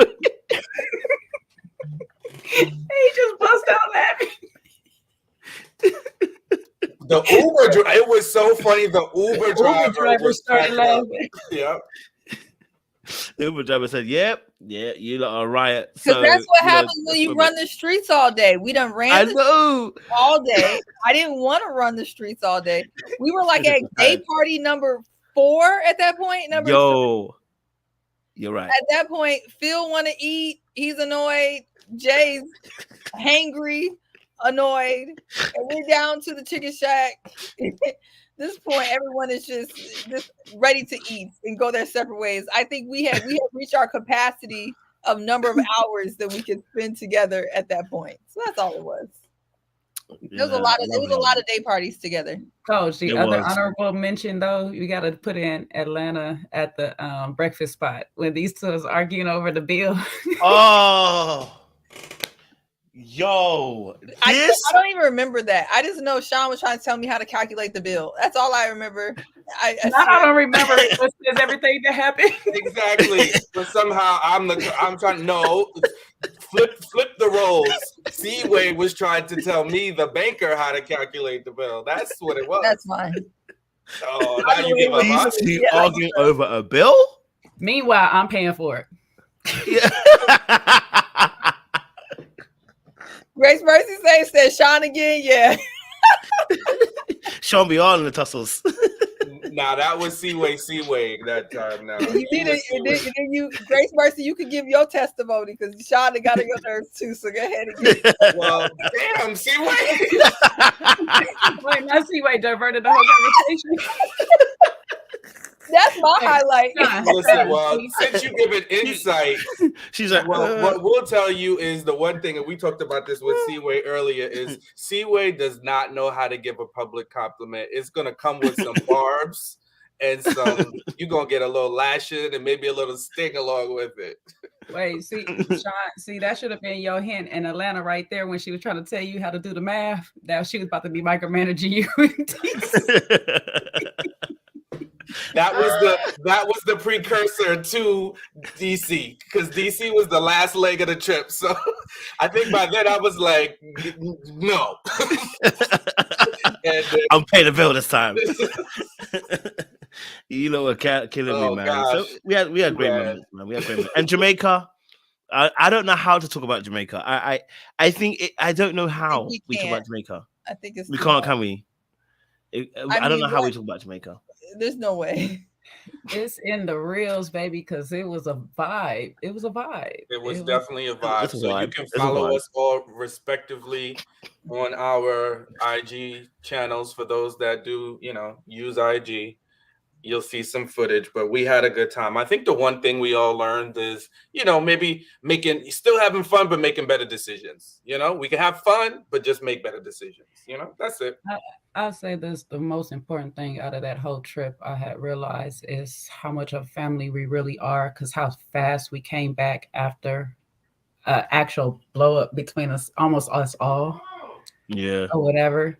It just, and it wasn't even a blow up like that. It just little things, little small fires that started to escalate and got big or whatever. And literally we was all up until like 3 o'clock in the morning, sorting it out before we got off our plane. Having a slumber party. Slumber party. And it was so crazy because like all the small fires started, that's how they all got put out, because it was just like one-on-ones and stuff until it was just like, okay, we all just gonna sit down and we just gonna talk. And so we did that. We did. And this time, I was not. I was just simply trying to be a bridge. Sean was actually not this. That was actually the good guy. He was the savior actually in this one. It was me that was. It was me that was. Captain Move Mad. Okay. Yeah, we can say Kojo was moving mad. And the Move Mad caught up with me, guys. The Carnage caught up with me, and it caught up with the whole group. So my Carnage caught up with the whole entire group, and it was a moment, and to this day, I just think to myself, there are such pivotal moments in one's life, and when you realize that sometimes Carnage can't always be played with. You have to choose your timings correctly. So, all jokes aside, it was actually a really good trip. And at the point with the carnage that happened in Jamaica, Sean's actually the hero this time. So Sean actually was talking me down from the ledge because I was on the ledge and I was ready to walk the ledge, quite strongly. And he had to pull me back in, just talk to me, just kind of cool me down, because I was out here. And I needed to be here, you know what I mean? So, it had been such a great trip as well. So when that spilled over at the very end of the trip, towards the end of the trip, Sean came in and actually was the hero of the story. And he just kind of, put his hand on my shoulder and said, bro, you need to calm your ass down. Okay. Calm your ass down. So we appreciate you, Sean, for jumping in like that and saving the day, because it could have gone left. Let me. Yeah, I know and they're it's probably thinking, crazy wait. how it was supposed to be. I think what people don't know is it was supposed to be a bigger trip. Always, always. No, I just think it made it. I think it turned out really good for how it kind of evolved, because it was supposed to be a lot of the Houston people that we all, you know, how we talked about how seamless the Houston trip was. So the idea was to kind of take that, Recreate. yeah, and recreate that in Jamaica, which, you know how Black people do in planning trips. That's not how that went. And so it ended up being like a lot smaller trip, but I think it actually turned out to be pretty nice, because the first day, when most of us went to the club, I had a fantastic time at the club. We had a great time at the club. Yeah, the club was amazing. How I missed my flight. How about that? That's what I was about to say. How the hell you miss your flight, bro? Me I still don't understand how you missed it. Customs. Because I still haven't learned my lesson, right? I told Sean, I said, "What time are you leaving for the airport?" He says 8:00. I said, "Sean, that's not enough time." He said, "I got it." So I guess I have learned my lesson, because I said okay. Because I would have said, "No, Sean, there's not enough time." I was like, "All right." I wish you would this time. No, because listen, even if I would have left at 8:00, I would have made my flight. I didn't leave my house at 8:00. You know, I left my house. Leave? I left at it must have been 8:30, and then we ran into traffic, so I didn't get to the airport until 9:15 for a 10:05 flight. So if I'd have left at 8, I'd have been good, because they needed at least an hour cutoff time. Yeah. Wait, so you checked the bag? It had nothing to do with the check bag. That's United's rule for an international flight. You have to be there an hour before, because I had pre-global entry, all of that stuff. It was not even about that. The plane hadn't even started boarding, but their rule is an hour before. There's no, and that was the last flight out in the whole entire airport to Montego Bay. So it was a lesson I learned. And probably no matter what you said to me, Seaway, I would have still done what I had done, because I needed to learn a lesson myself. So I stayed home that night while y'all were having fun. Those who got there on Friday, because I think, Seaway, you were already scheduled for a Saturday flight anyway. Right. So selfishly, I was like, okay, you getting there when I get there. So we all, you know. Yeah, that's Seaway. She's gonna be like, well, that's what she was like. Well, hey, we're getting there at the same time. She wasn't missing nothing. Yeah. You should have been here. She wasn't missing nothing, but she was like, "You okay?" It'll be okay. But nonetheless, a lesson that I needed to learn, like many, you know, that I don't play with the airlines. You know, don't play around with them. Don't test my luck, because that's the first time I've legit missed a flight and then had to wait a whole nother 24 hours to get on the next one. So won't be doing that again. I know you won't. Yeah, it was really great to meet Kat, Aries, Chris, Fernando. I didn't know Fernando at all before this. I just want to say shout out to Fernando. He's a sweetheart. He's a sweetheart. He was great. Just a solid individual, honestly. Made sure that I think he's the reason why I didn't lose my phone. There was a lot of people losing phones after the boat. I think Fernando had my phone, or Jay did. I don't even know, but I really appreciate. Shout out to Fernando, because he got my phone, whatever. Because we were about to be down two phones. 2 phones. And this first one was not the one you wanted to lose. And then Ty and Phil, and another shout out to Phil. When I tell you, I call him Captain Show Up, and I told him, like, that my dad is that way. I feel like I'm that way with showing up. It is literally the most admirable trait, I feel like, in a person who literally shows up. Phil, if he says he's gonna go somewhere, he goes somewhere. Like, he does not back out. He doesn't flake. He's a man of his word, and I love that about him. So I already told him there's no trip without Phil. We haven't had one trip without Phil, and it didn't sit right in my spirit that he wasn't coming. because he just makes all of our trips better. So I was so happy that he came. So he's great. It was a Yeah, nice. that was such a funny story because the Friday morning, which was when my flight, because Phil had been back and forth on whether he's gonna go or not or come through, and he was trying to get a reservation in the resort from Friday to Sunday, and that was the thing. A lot of people who were trying to book, the weekend was super busy and super booked for whatever reason. We still couldn't figure it out. It wasn't like it was super busy when we got there. Anyway, but long story short was he called me Friday, it texted me Friday, and he was like, I'm coming. F it, I'm coming. I'm get ready to hop on a flight. And I'm like, oh bro, perfect. I was like, well, let's pray I don't miss my flight. Lo and behold, I missed my flight. Meanwhile, the person that was still like he was the last to book, got there before me, the person that had booked my trip, back in September. So hilarious. Again, a lesson for me. Oh, Phil did beat you there, right? Yeah, he got there Friday. And we were trying to switch it around so he could get my room and I can get a credit. The resort was like, yeah. That's all really nice, but it's not gonna happen. They just told me to go away. Yeah. So learn my lessons the hard way. But we had a great time. I mean, Jamaica was really, really, all in all, it was a good time, beautiful. And I'm telling you, I thank you guys for obliging me, because the whole time as soon as we started planning the trip, I was like, guys, I want to go somewhere with the beach, someplace tropical. And wherever we go, I'm chartering a boat. So please entertain me. And I was on boat duty. Yep, you were on boat duty. I was like, you guys are not gonna not go out for. That was me. That was my old. See, Sean uses my bad traits for good when it works for him, because I was going around. You guys will not go on the boat for my friend's birthday. It's his birthday. Even me, I didn't want to go. At one point, I was tired. I was tired. I said, listen, I spent too much money. I ain't got no more money left for you to spend. I'm not going on no boat. Yeah, I said, Sean, I love you, but I'm not going on no boat. Sean was like, you gotta come. I said, I'm not coming.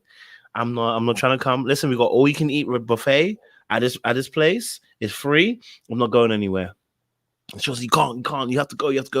In the end, I caved in, but I really wasn't gonna go. I was like, I want to stay in. I want to eat some food. I'm tired. Okay, but you know what? In the end, I appreciate you for dragging me to that place, because it was beautiful. The waves, the boat, the fun we had, the music, the food. I was under duress, but I still enjoyed myself. You understand? I was under duress, but I still enjoyed myself. And I have memories for days on that boat. Yes. Well, since she said it and she's in the chat, yes, we had some people back out on us at the 9th hour. But look, everything that happens was supposed to happen, but you missed the vibe, Aries. You missed the vibe. Yeah, the boat was definitely a vibe. The funniest thing is when the guys were serving us on the boat, I was like, all right, I had 3 shots. He was like, how old are you? He was like, you're going to get 45 shots. That's it. I had so many shots on that boat. Crazy. But there was no Patron Sean that made a guest appearance. It was just fun, Sean. I was a complete, it was such a good, we had music, then they let out the little water toys. Unfortunately, jet skis are banned in Jamaica. But we just had a good time on the water, and then we were on the boat until the sunset. I think that was so perfect. Like, that was it just beautiful. captured. We saw the beautiful sunset. We passed like a little area. We went to like a small private beach. I mean, it was just like good times. I got so sick when I got back. I was so mad. Oh yeah, he was out for the light. Baby, we had you floating on the water like Avatar. I swear to God, they try to heal you with that water. I was swimming drunk. I was like, that's a hazard. I should probably get out of this water. To be fair, Fernando did actually look after you. Fernando was actually there looking after you. Shout out to Fernando again. He was so nice. He was like an angel, because I was like, he probably could tell, like, this girl is lit. I never challenge a person on shots, and that's like the old me. That's like the law school me. I used to go shot for shot, but I'm not built like that no more. I paid for it. When I got back to the room. Unfortunately, I was like, wow, this is great. I'm by myself going through hell, but it was all worth it for Sean's birthday. Yeah, we had such a good time. And then Jay found this secret kind of hidden big hot tub. So after the pool, we went to the hot tub. Yeah, it was such, oh man, we had such a good time. Jacuzzi was wavy. Yeah. Still, I didn't join you. You know, had extracurricular activities. But then, anyway, so listen. I don't know about y'all. Why are you looking at me like that? I mean, I went to pray and study my Bible. So listen. Obviously, Yeah, you were biblical. You were biblical. All right. Biblical, all right. all right, biblical plague. But listen, no. Yeah, no. So it was Jamaica was amazing. I can't lie to you. Jamaica was amazing. We had a good time. The audience are asking, are we looking to go on another trip? But they want to be invited to. The audience are saying they want to be invited. Are we planning a trip where they could be invited? I don't know. Well, listen, we had a surprise. We had a surprise invite. Huh? We had a surprise invite this trip. Unless she outs herself, I'm not saying nothing. So are we gonna make an official open invite?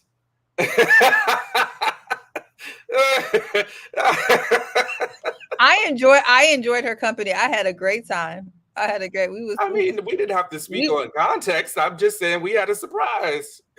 We was twerking on the boat, twerking in the club, and she even helped me deal with my domestic or whatever you want to call it. I think we call it a domestic. Britt, Kojo's not coming to Chicago because he acting scary. I already told him he's scary and he needs to stop. He's gonna come though. He's gonna stop all that cap. He's gonna come. We're gonna make him come. Yeah, that's right. Someone just reminded us about remember you were talking about the speed dating thing. Yeah, I want to do some type of speed dating / convo / just like outing fun trip. Knowing Kojo, he's gonna make it in DC, Atlanta, or Houston to start off with. But if people come out and show love, then I think we can go more places because that would be really fun. Because I miss interacting with you guys. I think the Atlanta and DC stops that I was on last year was really fun. It was great meeting with you guys, and I wish we could have like partied or did more stuff that we didn't get a chance to do. So we're working on it. We are working on it as well. We are. Okay. Look, we had some fun again. Audience members, please. So that chocolate is really touching me now. Should have waited. But yeah, listen, audience, if you're here, make sure you like, share, subscribe. Click on the bell button for notification of uploads, all right, as we're having conversations. If you just joined us, Panel Appreciation Day. So we're kind of discussing a few things across the board, things that we've gone through, things that we've enjoyed, history, our present, future, projects and everything like that as well. We're discussing it all today. Please as well, if you can see the banner run underneath the bottom, if you don't send any super chats to me, send them to Sean. You'll find out in a minute or two why. Okay, so if you got a Zelly, send it to Sean's, send it to Seaway's Zelly, please. She'll send it to Sean. If you got Cash App and PayPal, send your donations and love offerings to Sean for me. Okay, all right. Now we're gonna take a little bit of a heavy turn this time because Sean, we're coming to you now again. It seems that somehow the thing has been about you. I can't lie to you, but this one is a different sense of conversation because you experienced something very powerful, this year, and I can't lie to you. It really did touch us all as well going forward. And of course, you're at liberty to share as much as you want to share. But I think the audience would better understand as well why this team and his family has grown even closer, especially this year. With certain events that have gone down. So I'm a vacate the floor and let you take a little bit of the front seat, my good guy. Yeah, I appreciate that. And I think a good chunk of people who are regular watchers of the channel know, but for those who don't watch that closely, in May of this year, I got some news. I kind of found out that, oh, I didn't kind of, I found out that I had colon cancer. And, it hit me out of nowhere. Really wasn't expecting that. I was having some abdominal pain, but I thought it just might have been stress related to work and things like that, which for anybody that knows a little bit about your intestinal, system, is that if you have stress, a lot of times it does spill over into your intestinal tract, so that people can get, stress ulcers and different things like that. So that's more on the lines what I was expecting to hear. But I started, I said, listen, this has been going on for a couple of months. Let me kind of take a look and see what's happening. And I got some tests, and long story short, found out, that I had colon cancer. And it was to the point that I did need to have surgery to have a portion of my colon removed. But by God's grace, I did have a successful surgery the end of May. And the tumor was removed, along with a small section of my colon. Thank God, it was a small enough section where they were able to, just combine it with the remaining part of my colon, and I'm able to function normally without having any colonoscopy bags or anything very extreme. So I thank God for that. But then I had to go down, a course of chemo, which, just took me, it wasn't the same as some folks go through, but it was a lot for me. And, so that's kind of, what I've been battling the last few months, and then trying to get healthy. And, but by the grace of God now, here I'm 6 months later, technically I'm cancer free. So thank God for that. And, just going on a journey of staying in remission. That is, my focus, and trying to be healthy. But I can say that each and every, from Kojo to Seaway to Jay, the way they checked in, whether it was in the hospital, I don't even, it was such a fog. I don't know who, I don't know if it was Jay, if it was Seaway, somebody called my mom, like people were just, the love that I felt in that time was amazing. And I mean, if I didn't appreciate you guys enough then, before that, I mean, it just really cemented us, because it just lets you know how precious life is, and how important it is to really, just love the people that you have relationships with, and cherish every single day. And I'm telling you, when I had my down moments, when I was sad, these guys lifted me up. They would call me, talk to me, keep me company, while I was during my chemo session, which are hours and hours long. Talk to me, make me laugh, send me memes, pray for me, talk, all of those great things. All y'all did to me, and you have no idea, how much that meant to me. And those are the things that I'll just never forget. So that's why Jamaica was like, let's just do it. Let's just do it. Let's have a good time. It was, fell on my birthday weekend. We're like, we are going to have a good time. There's nothing that's going to get in the way of us having fun. No hill, no hurdle is going to stop that, So I love all of you guys. And, I couldn't have done this battle without you guys, so I appreciate you, from the bottom of my heart. So thank you all. Thank you, Sean. I think when you first said it, I didn't know how to process the information, so I kept on making jokes. I kept on telling you they're gonna take your ass away. I kept on telling him they're gonna take his ass away, and because I didn't know how else to be there. You know what I mean? Like, I can't physically be there, bro. Put my arm around you, say, bro, we're gonna walk this together. I just, at the time, like, I think at the time I was just thinking, like, we've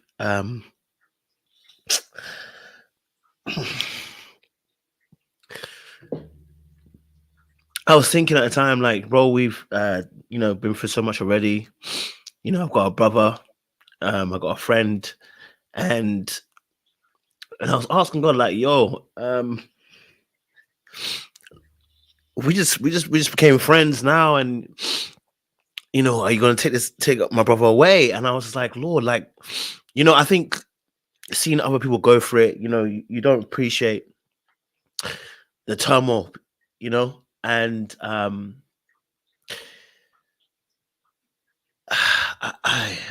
think I honestly I just wanted to make jokes. Because I didn't want to think about it. You know what I mean? I didn't want to think about you not being there.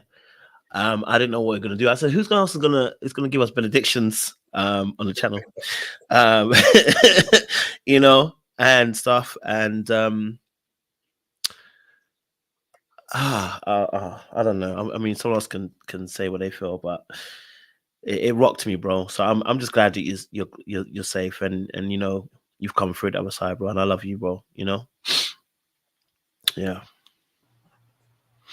In my head, I never thought that Sean wasn't going to be okay. I think when I first heard the news, I was very concerned. I think the first time I talked to you before you even got diagnosed, I knew what it was and I heard what you were saying. And I think that was the worst I felt, because I know that waiting period between getting the news and praying for the best is the worst. And I think that was the saddest, the lowest point. I was like, I'm hearing what you're saying and this does not sound good, but I knew in my heart, my spirit told me, I think the discernment I have in the kind of seeing things, I knew you were going to be okay. It just didn't feel like the end. It didn't feel like the end of your story. It felt like the beginning of your story. So I knew you were going to fight through it. And I also knew the journey, not fully, because I've never had cancer, but, we both bonded over stuff that we go through, and you've seen my autoimmune issue, that I shouldn't call you issue, but the autoimmune disease that I struggle with, and you've been right there for me. So I was just prepared to be there for you, like you've been there for me. I knew the kind of silent issues and pain and stuff that people don't see that you were going to go through. And I was just glad I could try to be there and support you, because I knew ahead of time. I remember joking with you. I said, Sean, don't be walking around and looking like you're okay, because Black people going to say, oh, he all right. They don't care if you got cancer or not. Don't be looking too okay. They going to think you could just do whatever. So I knew that the silent stuff that you were going to struggle with. And I'm just happy to see that you're on the other side, because I think you did a good job of making things look easy. But I know the infusions and the chemo and the not being able to taste food like you want, move like you want, be tired, just the whole exhaustion of the whole process is a lot. And a lot of people don't see that. But I'm glad that you made it through with a smile on your face, and you're a testimony that, you can get through this, and you just have to be hopeful and prayerful and take your doctor's advice, and don't be silly and really do what you have to do. I know a couple times you wanted to change the doctor's advice. The doctor said, hell no, Sam. And you were like, all right, I'm going to do what I got to do. Right. And you've been fighting through it. And I'm happy that you're on the other side. So.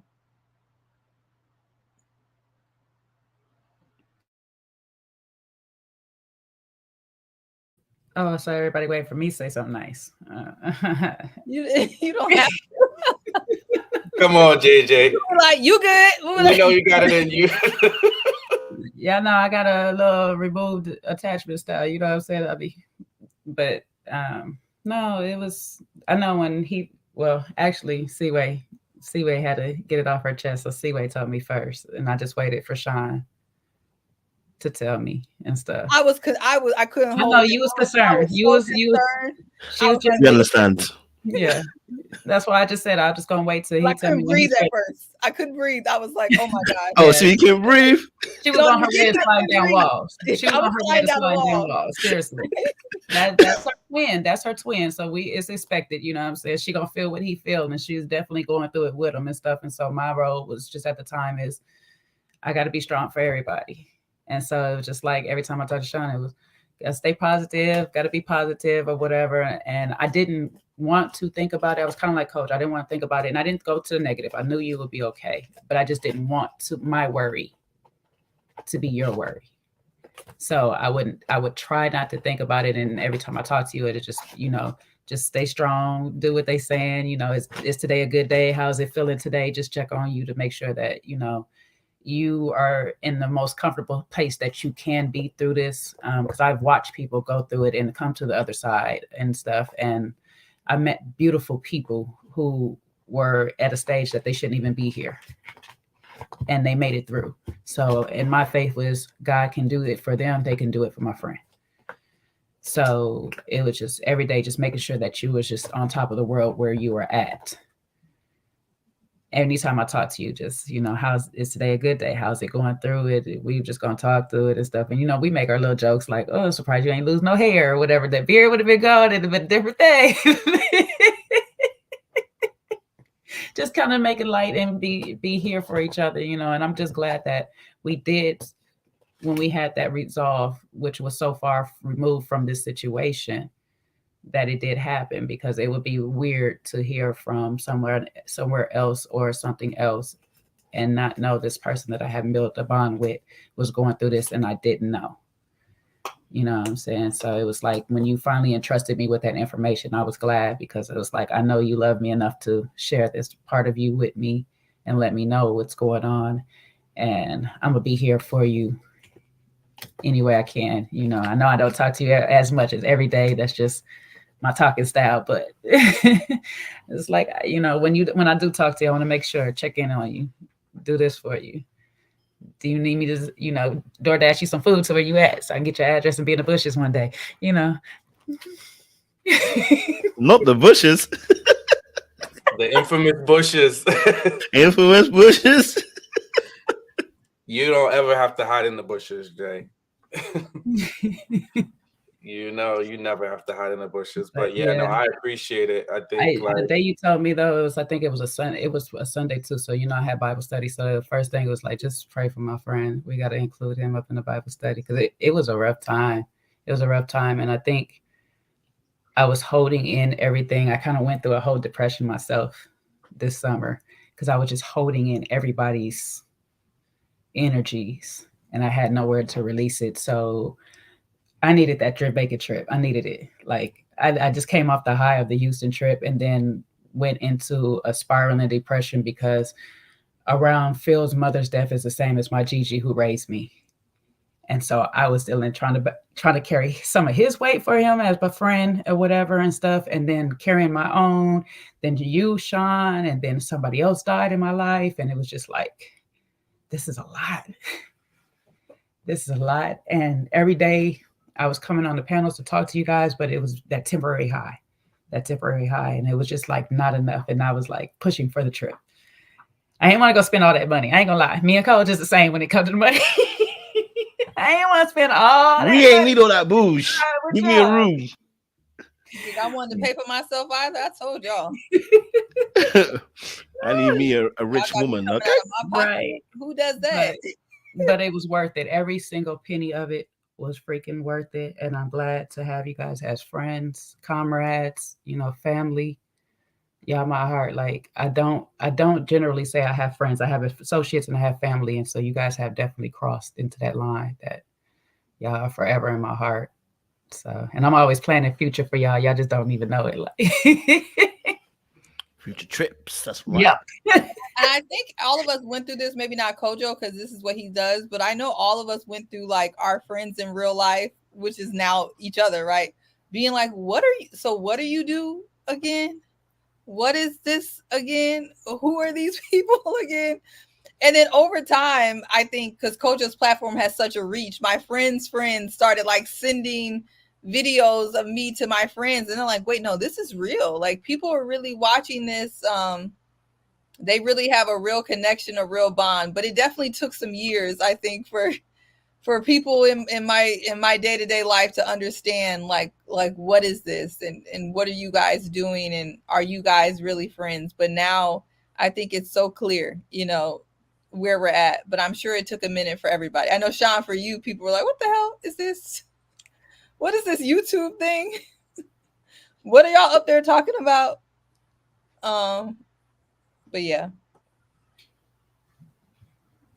Yeah, just similarly, like so many of my friends were like curious, and a couple have dropped in tonight too. And it's just been interesting because they were like, I mean, in the beginning, we were almost on a live 3 or 4 times a week. And then the after lives would go until like 3, 4, 5 o'clock in the morning. So we were like together like all the time. And so some of my friends would call and be like, I'm like, oh, I'm on with, they'd be like, if you don't pick up this phone, and this is like during 2021, that's when like our friendship just it was like we were thick as thieves. And like I said before, like y'all don't know, Seaway would hop on a plane. Seaway has probably been to visit, irrespective of Kojo, and she's been to CJ, she's been to New York, several times. Now, it wasn't always just to see me, but it was just in general. She's been to New York several times over the last 2 years. So it's like, then it's like now it's like it's a whole different bond that we have, because now it's like real. Though. But why has nobody come to see me though? Don't y'all see the imbalance in this friendship? I told your friend Brittany in the chat, I'm definitely, Chicago is, I got 5 places I have to visit within the next 6 months, and Chicago is on that list. So that's on your list. That's on the Wii list. That's on the Wii list. Trying to see Blue Pants. That's what he's trying to get to Chicago. Blue Pants. Yeah. Ron has come to visit before y'all came to visit. Ron was on a work trip. He was there for work. And Ron, cut it out. Sean said, "Cut it out, cut it out, Seaway." Sean said, "Cut it out, Seaway." He was in LA for other business and work, so knock it off too, don't he? Ron came and turned up with the kid. Now that was a highlight. Y'all weren't there for that. Ron, me, and my friends, my girl, my bestie Britt is in the chat. We turned up in Chicago. We had a good time.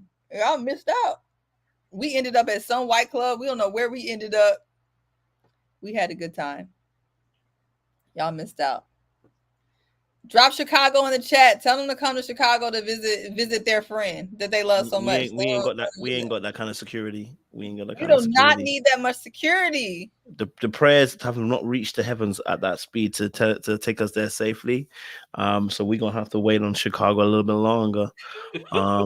Because the convocations of the prayers of the peoples have not touched that side of the Lord's heart yet. So come on, we'll make sure you stay like your Seaway is not put up in no, she's not in the part of Chicago you got to worry about, and we would not have you staying any place. Oh, we know that already. We know you won't have me. You know, like your little boosh. Okay, I like to hear a few gunshots when I enter my house. Okay. All right. So why you running from Chicago then? That you should feel right. I said 1 or 2. I didn't say a whole bunch of them. Okay, 1 or 2. Not 1 or 2. And some of your Chicago subscribers are some of your realest ones. You out here not showing love to your realest. Of course, they're the realest ones, because to get to me, they've had to go through a war zone. So why would they not be the realest ones? So shout out to Chicago. You are out of control. And that's what they always tussle with me about, because I'm a tussle about where we're staying. Yeah, they even got me. She was like, listen, she keeps sending me little subs. She's sending new vacation things and vacation ideas. She's like, we can focus on what we're doing outside of the hotel. Like, I know they want to pay to sleep good. We ain't even supposed to be asleep. What? I just want to be able to have I don't need much boosh, but Sean, your boosh. Bro, can we talk about that place you stayed the first night before you got to the resort? Beautiful place. Exactly. Where were you? Wait. Hotels, Beautiful and then place. talk about he can't be in Chicago, and you It was a pick- resort. and then you were trying to be in Bankhead or whatever the crap in Atlanta. And first of all, Atlanta's said worse one or than two. Chicago nowadays. And you was I just said one or in the- two. 1 or 2 ring shots. I said 1 or 2 ring shots. Our girl Crystal tried to put you in Bankhead. Anyway, goodbye. I think it's time for you to log off. Cut it out, Seaway. Cut it out. Exactly. I love Crystal. That was so freaking funny. We were like, Crystal, why you try to put Kojo straight out? Thank God for a cure and shine. Yeah, because I think I had to get activated on that call. I was like, listen, I may not be from Atlanta, but what we're not going to do is we're not staying there. It's okay. I was like, y'all gonna have Kojo out here lacking, walking with a British accent. He's gonna Yo, the hotel, you always do that when you go on your own. So when he went on his own in Jamaica, he didn't even, and he got hip to it. He didn't even involve us. He usually would be like, oh, I'm going to do this whenever we travel. If we're together, he'd be like, oh, I'm thinking about now. He don't even want to hear what I got to say. So he was like, nope, I booked my hotel. When I saw her in his IG stories, I had him up. I'm like, bro, where are you? Are you okay? Because it looks wild. I said, no roof. I said, no roof, bro. Like, what is going on? It wasn't when even. When he booked You don't his know about the hotel in history. Atlanta, You were staying on the airport premises in a no-name, no-frills hotel. Hey.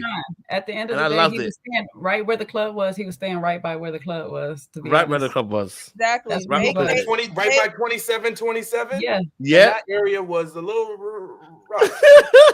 because the other 007 surprise land in was staying over there.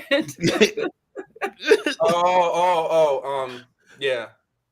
My newfound brother cousin. That hotel was a lovely hotel. It was a resort actually, and the food was amazing, by the way. Okay. I enjoyed my stay as well. So and you're you know, like, you can laugh and now. I'll continue. I'll continue. Absolutely. And you know what? I need the, you know, I like the $100, £100 mark. Okay. You like the 150, 200. I personally, you know, sometimes even 3. It was high for Jamaica, actually, to be honest. Yeah, Sean like the 3 to the 4.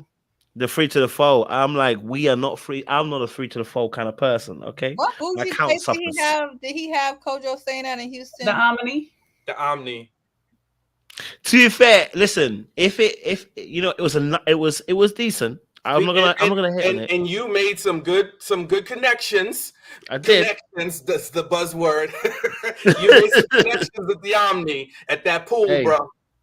That's it. Omni was doing bits. I can't lie to you. I would stay there again. So annoying.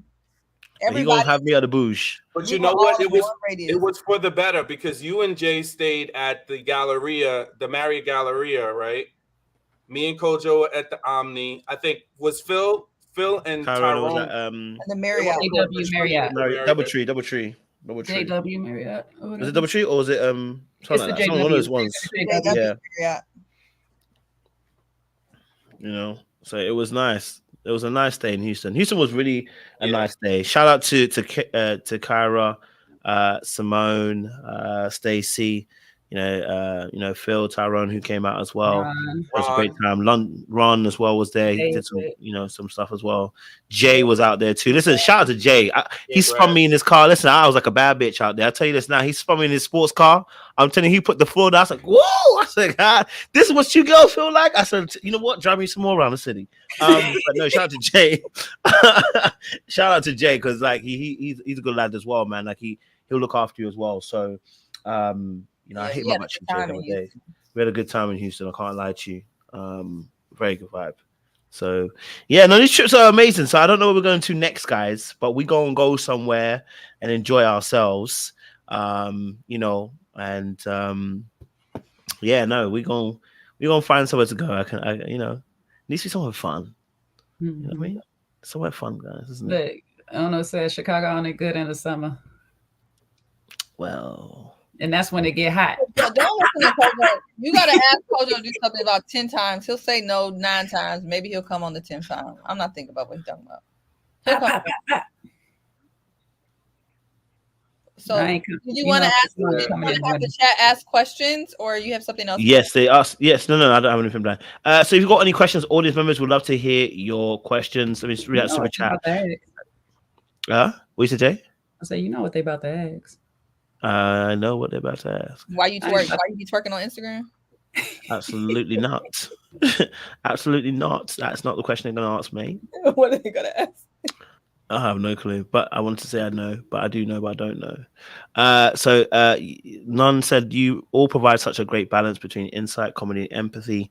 Thank you all for your time. Appreciate the super chats. Again, please do send your donations and love offerings to Sean. Send it to his Cash App and his PayPal.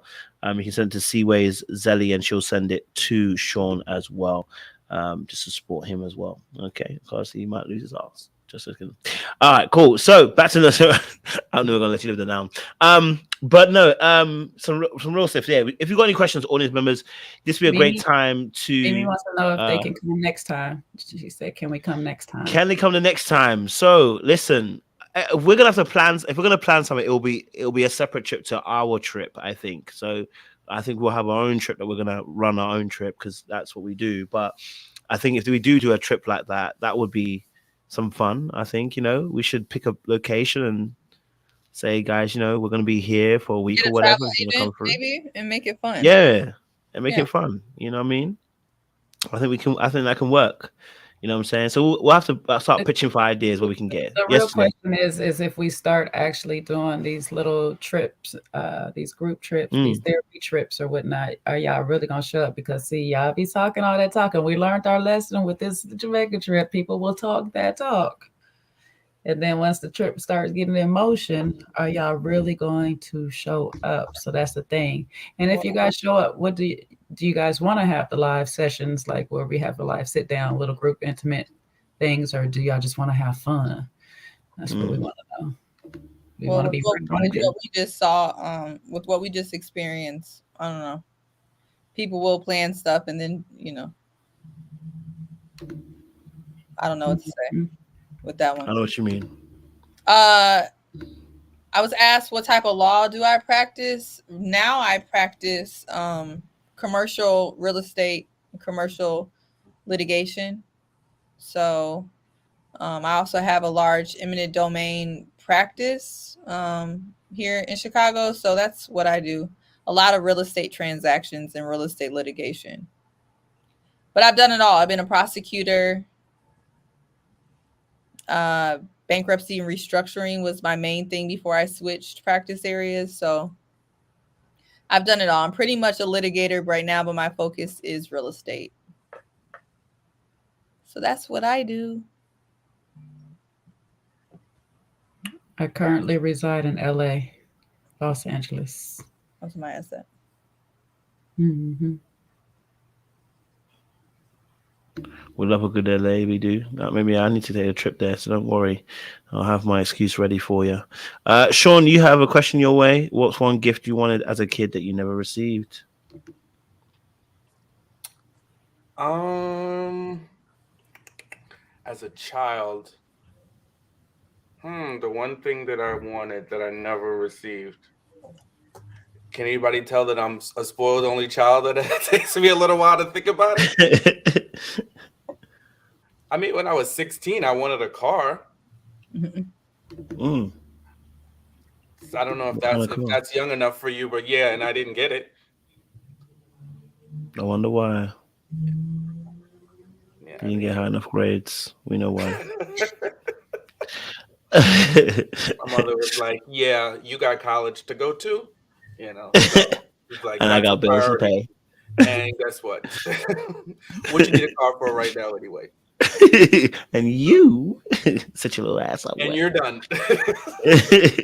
So what does Jay do for a living? I need to get. That's a good question. I've been trying to figure it out for my longest, like I have no, what I actually do for a living, I'm a pastry chef. I've been in the culinary for over 10 years. And so I've switched over to pastry chef in the last 5 years now. I've been doing that. So that's where I've been at in the sweets departments. And sweet you are. I'm trying to get this sugar out. Mm-hmm. Sugar, sugar, sugar. I'm gonna Baby. need you not to say like that because they're gonna imply something.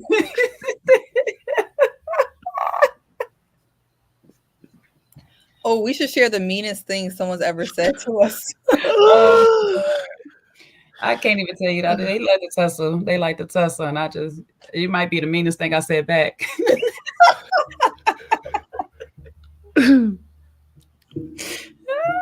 No, I know the meanest. I actually have the meanest thing someone said to me though. What did it say to you? Oh, it's kind of sad though. It's a little sad. Oh, damn.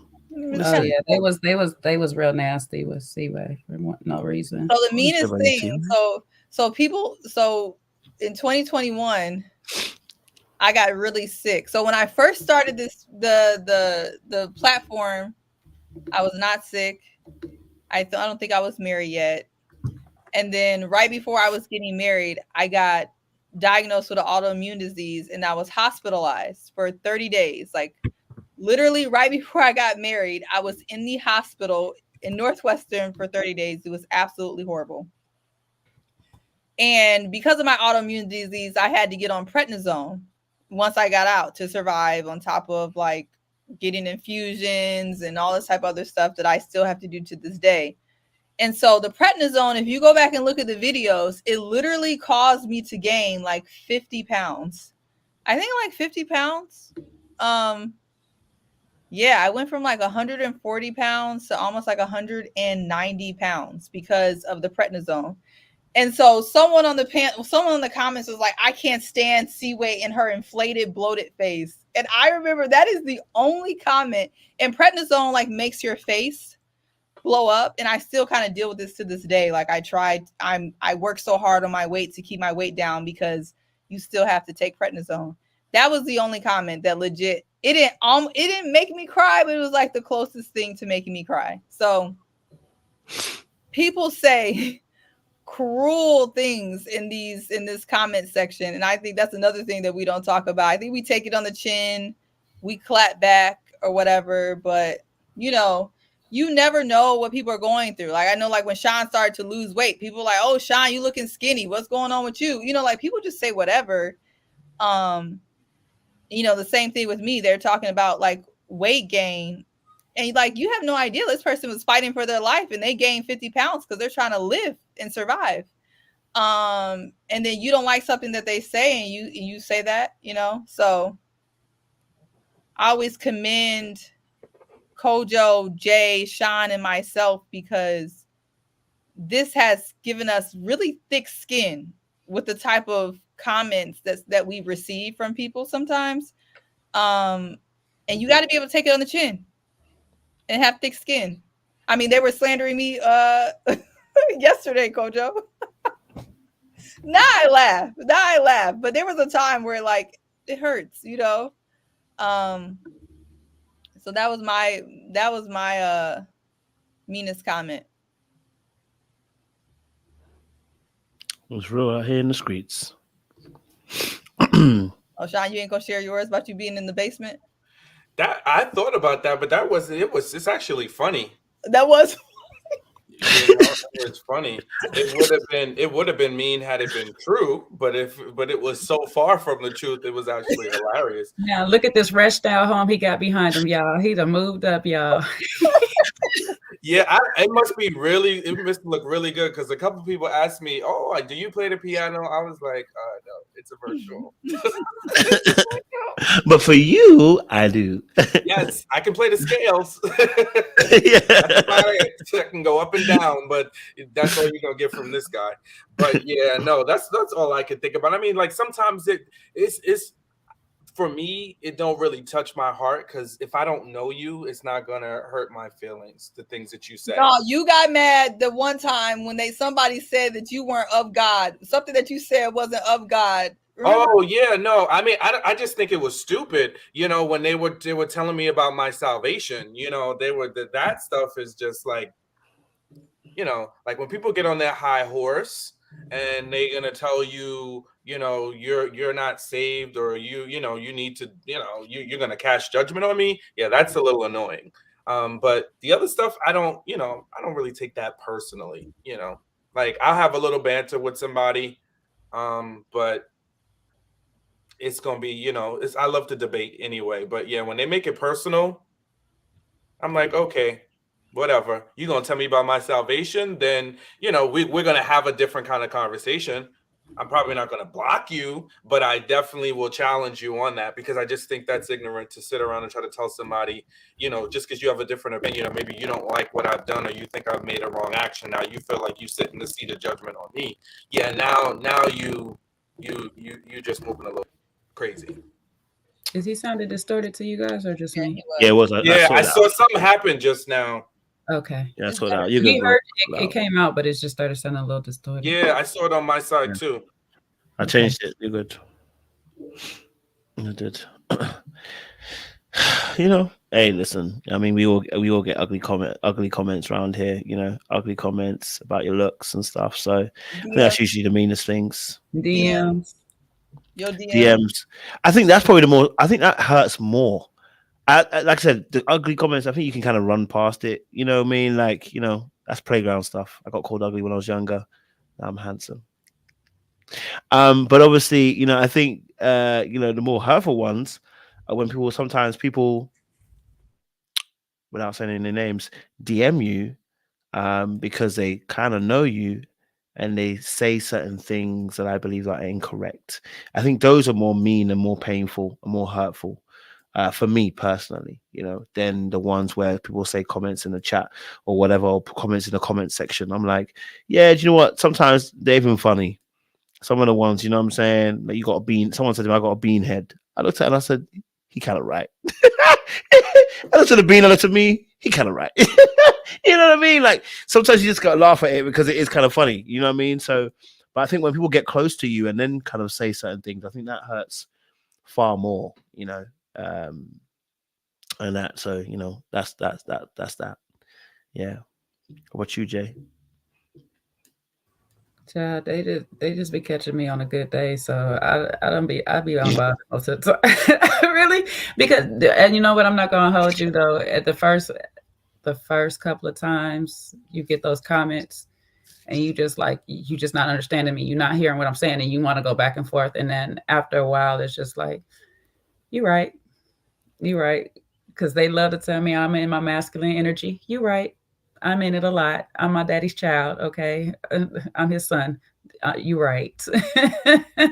I look like this and stuff. The funniest who tried to be mean though, Seaway, was that wig one where they try to keep going back and forth for the intentional wig that I had on for Janelle, for not Janelle, but what's the other one name off the show with her? She was going back and forth with Tequila. Yeah, I had the honorary blue wig on for Janelle and Tequila. And they was really trying to go back and forth with me over that. But I think the hardest thing, though, is just being in a space of, because, see, this is not my channel. If it's my channel, my platform, I can kind of speak to a person the way I want to.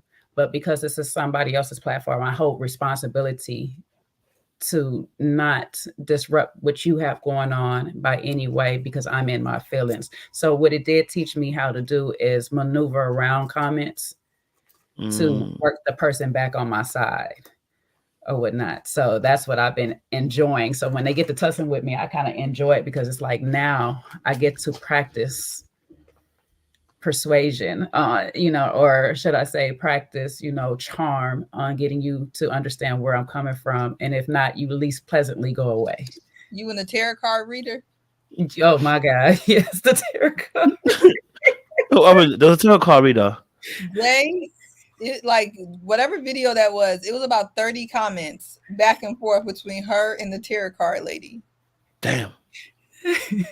They was trying to tell me about tarot cards. And it was the day that we spoke on the spiritual stuff, and then the bots came and the bots took over the chat. When it was with Morier and his girlfriend, ex-girlfriend. But what did the card say? Yeah. I heard it say, hey. After a while, baby, you gonna tell me about myself, but what did the cards tell you this could say? Because if the cards told you to come get this smoke, come get it, baby. Because today you're gonna get it respectfully. So Mimi asked, "What is something? Is there anything that we regret sharing or saying on the channel?" Ooh, No. Culture, maybe you I have don't one. regret anything. I don't regret saying anything, you know. Maybe the only regret I have is probably maybe like, for instance, the Kayla situation, the way it went left. I regret that. Um, Other than that, I don't regret many of the moments. You know what I mean? I say my apologies. I do a video. I make my money. You know what I mean? So yeah, yeah. That's the only regret I would say I have. Yeah. Mine was Zach during the Zach maths nonsense. Just I think I and us together we just rolled our train a Yeah. little bit too much. We put our I'm gonna say me. I put my cape No, on we too both did. heavy. Yeah, too heavy for him. You know, not to dismiss Michaela's, her actions in that resort was top tier abuse, but I think ultimately we spent so much time over focusing on her and kind of like putting a cape for him that we missed some of the things that he did, so That's a good point. help me learn a lesson in balance. Mm, I regret 100%. standing by y'all during that time, and I don't even watch the show. Man, I had y'all back though. We was in deep in the trenches, boy. We had 10 toes down, boy. Shout out to Lin because she was going 10 toes down with us as well. So she was going right back at it with us at that time. So shout out to Lin as well, you know. So yeah. Yeah, because that thing was carrying over to the afterlives. Y'all was tussling. So Yo, it caused dissension amongst the panel. Oh, yeah, we was going at it. We was going at it. That was major. That was a big one too. Mm-hmm. I definitely feel like I realized later that Michaela was crazier than I realized, but I don't know. It's not like I never said she was. I think she definitely was crazier though than I understood. But I'm trying to figure out who I was wrong. I've been really trying to figure out if there's somebody that I think I was wrong about, and then I met and I was wrong. Phil, Ron. No, I liked Ron, and I Blake for liking Ron. I have yet to meet Blake, so I don't know. We didn't get to meet him. You guys, y'all met Blake. Y'all you didn't meet him. You did, yes, yeah, you didn't. Did you see him at all? Well, you didn't see him in no. Houston. There was no evidence of the things he was being accused of showing up later, though. Right. She ain't going back on it. Right. And that's right. People malignant cancers around here, and I didn't trying to back it up. Oh, why they gonna don't do Donovan like that? We had a whole tussle back and forth about how you felt like Donovan. That wasn't a big deal. Donovan, I'm not sure if I was wrong about what I seen on the screen about Donovan, but I did give Donovan his flowers for I gave him his flowers though. Not y'all calling my friend sassy. It was wrong. Record, I didn't call Donovan sassy. No, they called him sassy right now. I just want to put that on the record. I didn't call him sassy. My friend. Let's pull the tape. See quick to say pull the tapes. Let's pull the tapes to see if you ever called Donovan sassy.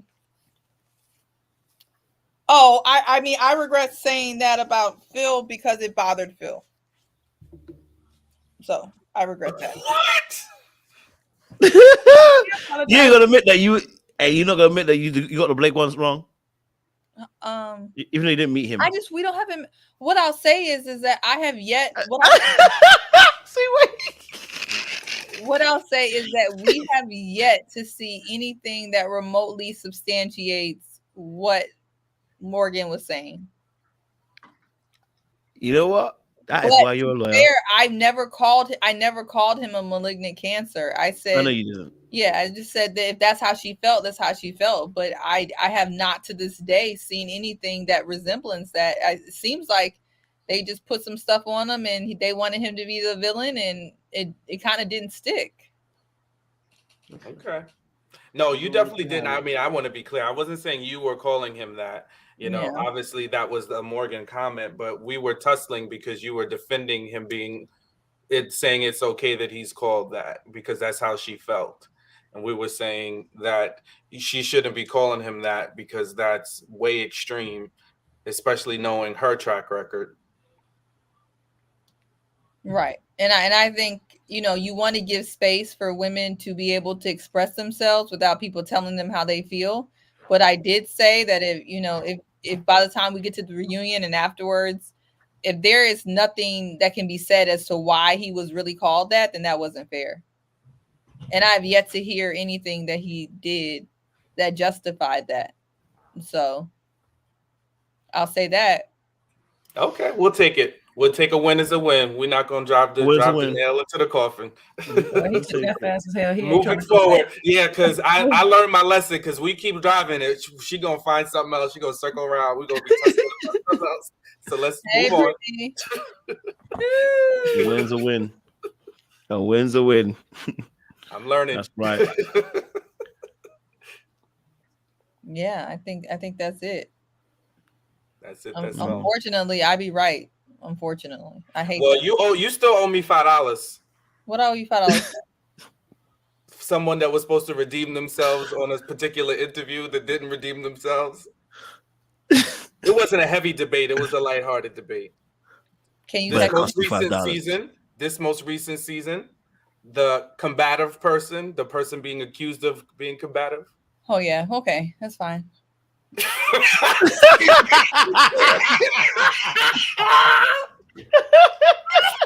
Thank you. A win is a win. Move on. Let's we'll take it. We don't need to sit in this space for too long. Let's on to the next. We'll take it. A win is a win.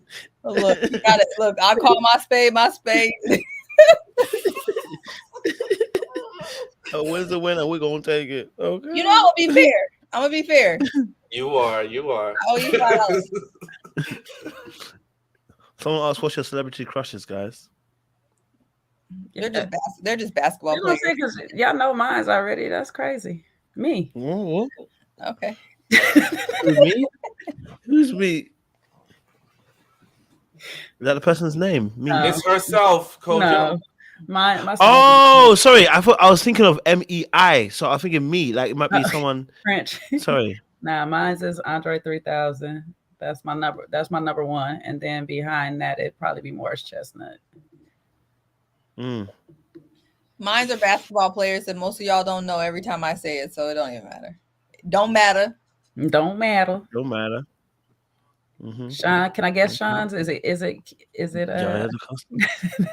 it did be changing. I don't know. Somebody ambiguous. Is it Yaya? Is it still Yaya? That's one. And then I think you was about to say the other one.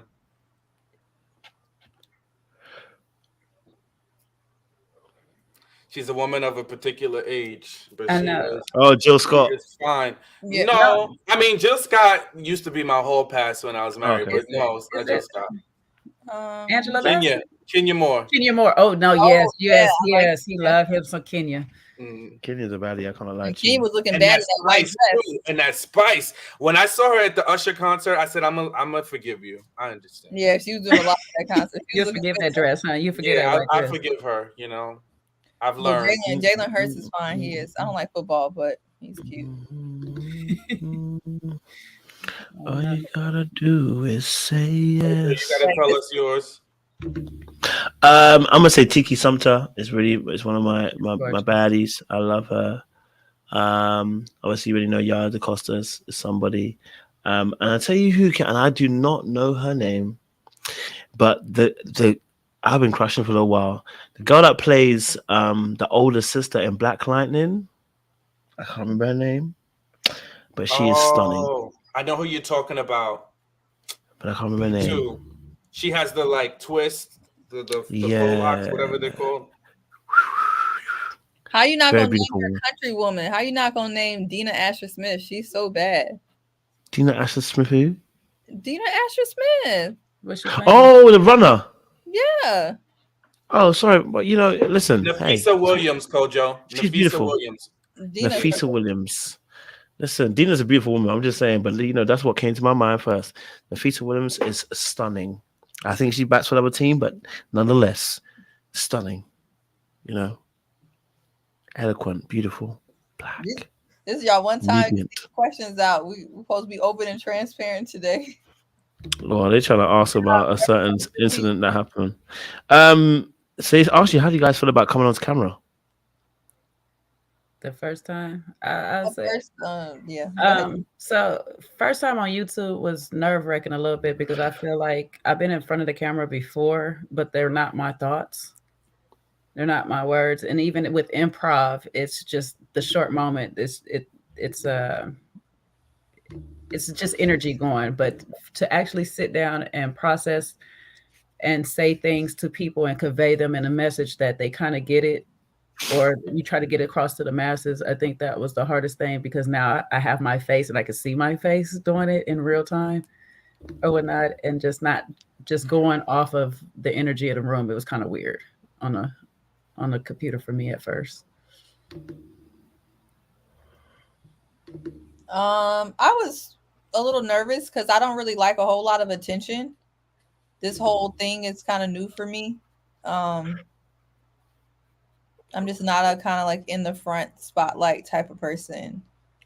So I think that was weird. And then I know people are so critical on women and their appearance. So of course I was afraid of that in those comments and stuff. And of course you get them. Like I said, you do get them, but you get used to it. And so you just learn to come as you are and, not worry about people's commentary. So Appreciate it. All right. Next question. If no one wants to answer. What is one goal y'all have for next year? Get this money up so we can take this next trip. That's it, baby. That's it. That's all. Get this money up, baby. You gotta get to that bag. Nah, my one goal is to continue to just like move progress on my channel and some other endeavors that I got going on. So I'll tell you on those a little later, but it does involve some of these trips that we are taking. So I think mine is to run a half marathon. Anybody who follows me on Instagram knows that I've been running and stuff. So I definitely want to try to do a half. I don't know about a whole marathon just yet, but run a half marathon. And then get my first class of mentees and mentors for my non-for-profit, which is I Am Able Law.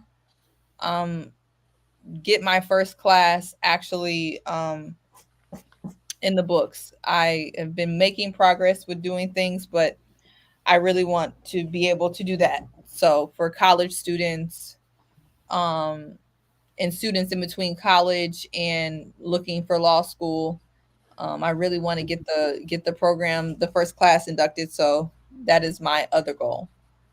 And then lastly, like Jay said, doing something meaningful, another big move with, the channel and doing something pivotal, something that the subscribers would really like, and that would be a good benefit to them and then also to us, and just make it good times and good vibes for next year.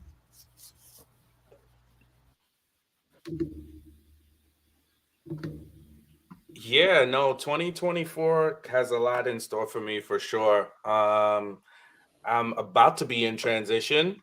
So, work wise, I am in the midst of transitioning out from my current employer. I'll be able to talk about that. I'm probably going to do some stuff on that on my channel. So I saw someone ask about my channel.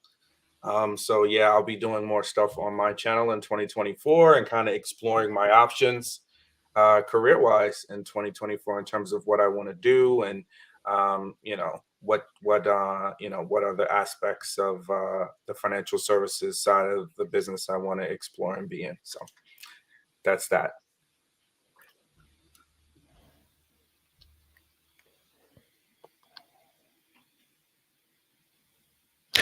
I mean, mine 2024 is make more money, as always, so we can take more trips. Okay. Number 2, make more money, so we can take more trips. And 2024, make more money, so we can take more trips. That is what I'm looking forward to in 2024. And of course, hopefully, connecting with some more people, who down to earth, chill vibes. I think meeting great people, it's always a vibe. Hopefully, we can have more trips that involve, the team, RTL, maybe other reality star. I've envisaged, this could become so much more bigger. Because as a core unit, we're lit. I'm just gonna be honest with you, okay? People want to be around us because we're lit. So hopefully in 2024, more people want to be around and we can set up maybe some more trips that you guys actually can come through and stuff. That's what I envisage, at least starting in 2024, as well. So yes. I'm saying it right now, 2024, because you're about to leave for Ghana in a couple of weeks. And you're going to be gone for 2 months this time. Absolutely. So I want to do Ghana 2024. Okay, look at and that. I hope we all can do it. It would be awesome if we all can do it, but I think that would be a dynamic, phenomenal trip. Listen, I've been already putting it in that and manifesting and putting in the atmosphere that my next move is going to be freeing me from the shackles of going into a job. So I can do my December because, culinary December is crazy. It's mad busy for me in culinary. So I already be wanting to do Ghana. My sister already wants to go to Africa. So you already know it's already lit when we move. So it's like, this is my last year for a baby. This is my last year. That's it, Jay. I can't do it anymore. I can't do it anymore. It's going to happen. You've been doing more work on your channel, and all the other things and the connections that you have outside of that. It's going to happen. We're going to put it out there right now. Oh, I almost forgot. Man, my one of my best friends who's like a brother to me, ever since the cancer diagnosis and after I got the good news that I'm in the clear, we are planning a guys trip to Cape Verde. We got to put the finishing touches on that. And that's probably going to be. Are you on this guy's trip while you make that face so cold? Joe's going to be in Ghana. I'll be in Ghana. Unfortunately, He's going to be in Ghana during that time. So yeah, I haven't finalized it yet, so more to come. I told Sean I'll come in my masculine energy so I can be. He's a good wing woman, so we won't be mad. Right, so they could go ahead and take me with them. I'm gonna leave that to y'all. Yeah, Seaway is not gonna want to be at this sort. Nah, they gonna have a good be in bed by 10, and I'm not mad at it. Yeah, me. All right, listen, we are coming to the end of this particular convention, conference with my fellow panelists and top family generals. I want to appreciate Seaway, Jay, and Sean. And listen, this is the core four. Let me apologize to Jay because I said the awesome four and Jay was not involved. When I said it, it was a slip of the tongue, So when I said it, but no, you guys are a part of me now and family, and I really appreciate this time that we spent the last 3 hours just talking about the history of things and where we're looking to go. So hopefully, you know what I'm saying, like we want a good year next year. So we praying that the Lord will open up doors for all of us to do greater things. You know what I'm saying? So Netflix, Lifetime, you see us. OWN, you see us. You see what we do around here. Okay, we cannot be replicated. Okay, appreciate you. They tried it at one point. Just want to say OWN tried it at one point. They tried to formulate a little panel outside of us. And what did I get you? Right back to me. Okay, so but anyway, so I'm in my petty bag because they really did try it. Then they tried to bring a body language expert too. Y'all tried it. I didn't even see that. Huh? I didn't even see that. Yeah, they tried loads and stuff. They tried a little bit, but they didn't last long. It was very short, very brief. It happened. So this is the team right here. That the best team in the land. Okay, so if you guys ever wanna do something with these people, they're here. Okay? They want to be soft life. So. And you know how we keep this together? Because this is platonic. This is very true. When you start mixing stuff you ain't supposed to be mixing, it ain't gonna last. Well, fellas, see where to cut it off. You gotta keep it platonic. This is true. You ain't telling no lies. This is true. Because then people get mad, they get their feelings. Then we start sliding down walls and running down halls and And that's carrying on and acting All the up. DMs. and that's why I can only be 4 because you gonna cop block me with everybody else. So yeah. Well, I think that's why people think when they meet us, Jay and I are gonna be ugly or something. They're like, damn, why are they so platonic? I can't even see y'all. You know what I mean? That's what I'm trying Right. to say. You two, but I see the rest. Okay. They think Jay and I look like gargoyles. They was like, ooh, how they gonna be platonic? It's easy, guys. It's easy. It's easy. It's easy. It's It's actually easy because enjoyable. the gazelles are outside. That's I why know it's because easy. it is actually It's the enjoyable gazelles watching outside. y'all on the hunt. It's really National Yeah. Geographic watching y'all on the hunt. I'm bored. There's 'Cause gazelles be outside, tickled. baby. I just be tickled. I don't be want no part. Kojo is the most interesting one to watch. I'm sorry. He's the fun. He's the most fun. I'm telling you. Of course, because I like to, He's just make sure we hunt effectively. You know what I mean? Having my So- poor friend crashing out because you want to be all, No, not that friend. Look, Oh, I don't know. Not that friend. the Atlanta friend. The Atlanta friend. Oh, we had a few friends crash out. Oh, what was gonna do? that's Seaway for you. Hey, folks. no more friends. No more friends. No new No, friends. definitely no No new more my friends. Definitely no more my friends. They will not be crashing out on my watch. No. I need to see more crashing down. I need to see more beautiful surprises. Okay. No blue pants and all those other people. No, you will not see them. Oh, that's for sure. Sean likes blue pants. No. I need to see blue pants. Okay. So, but Deacon, could you take us out? We are now vacating. Take us out, Deacon. Okay. So listen, thank you all for joining us. Thank you for being the vehicle for our conversations, because as much as we talked about our bond and what brought us all together, it, in addition to Kojo, it is you, right, and the audience, and the audience that has grown over the last 2 years that we've been around. So we appreciate you guys, and you are part of the fabric of the relationships that we have formed as well. So we appreciate you. And I think, it's just a testament that you don't know who you're going to impact. You don't know how you're going to impact someone. So, choose your words and use your words wisely. I think that's something that we each have learned as a group and individually, choosing your words, and then, be open. Be open to not just people that are always going to agree with you, but also give you a different perspective, because that's how you grow.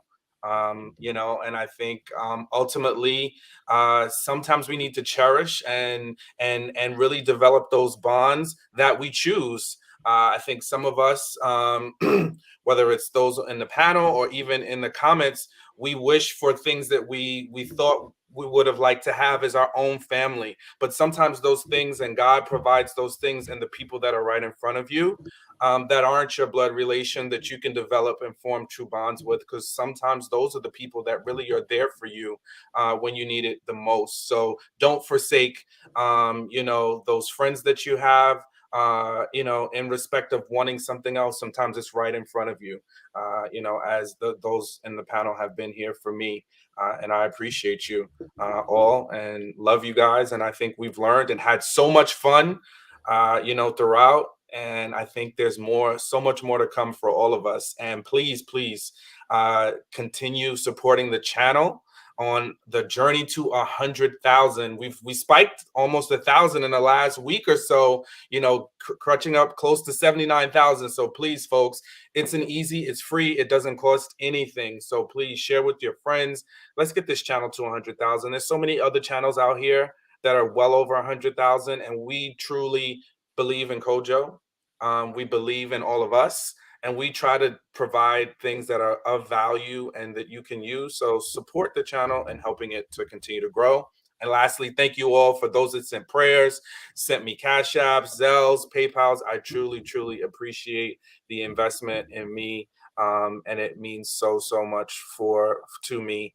I just like Kojo, I'm not someone that usually asks or is in a position of receiving. So it really does mean a lot to me from the bottom of my heart.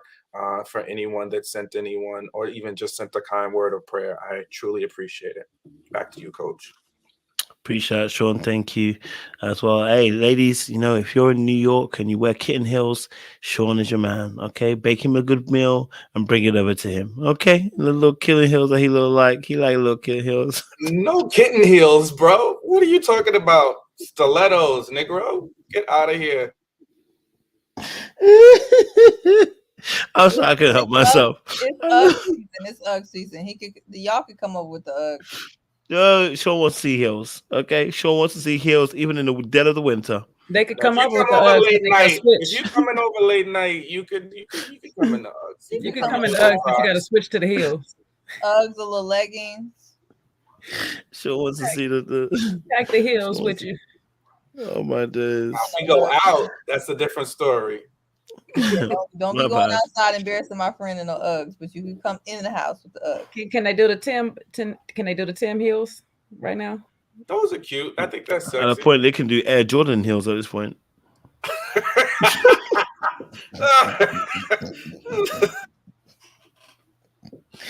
Yo, those heels were killing it, bro. I saw some heels. Just go visit that man. Come as you are. That's what Jesus say. That brother wants a baked good food. Listen, ladies, you can cook well. Go and visit that brother and give him some good food, man. Don't let him starve out here. I mean, bake him a good food. All right, listen, Otis, thank you so much. You've been wonderful. You've been amazing. We can't do it without you. And so we really do appreciate you and coming through. Guys came 350 strong to support the panelists, and I appreciate that. I enjoyed the time I spent. So we'll be back as a panel on Thursday night. And then I think we're not on Saturday night because I'm celebrating my brother's birthday, so it'll be Sunday night, and that we'll be back for Ready to Love. So we'll be back next Thursday and Sunday for that as well, guys. All right. So don't do anything I wouldn't do it out here, baby. Appreciate y'all. Stay locked, loaded. And I want to leave. My favorite meme right now. I love it. But I want to show you a picture. This is a great picture from Houston. This is all of us. We were sliding down the wall. Look at us. Look at us. Hey. All look like a pretty people. Okay, so we appreciate y'all. That was a bit of fun there. We was all enjoying ourselves. Oh, that was so cute. That's what I think. Wasn't it? Oh, that's so cute. It was. It's a beautiful moment. So appreciate you guys. Stay locked, loaded. We'll see you again very, very soon. Don't do anything I wouldn't do. Okay. All right. Listen to me. Yeah. You hear this? Yeah. This was me about an hour ago. Appreciate y'all. Stay locked, loaded. We'll see you again soon. Much love, much appreciation.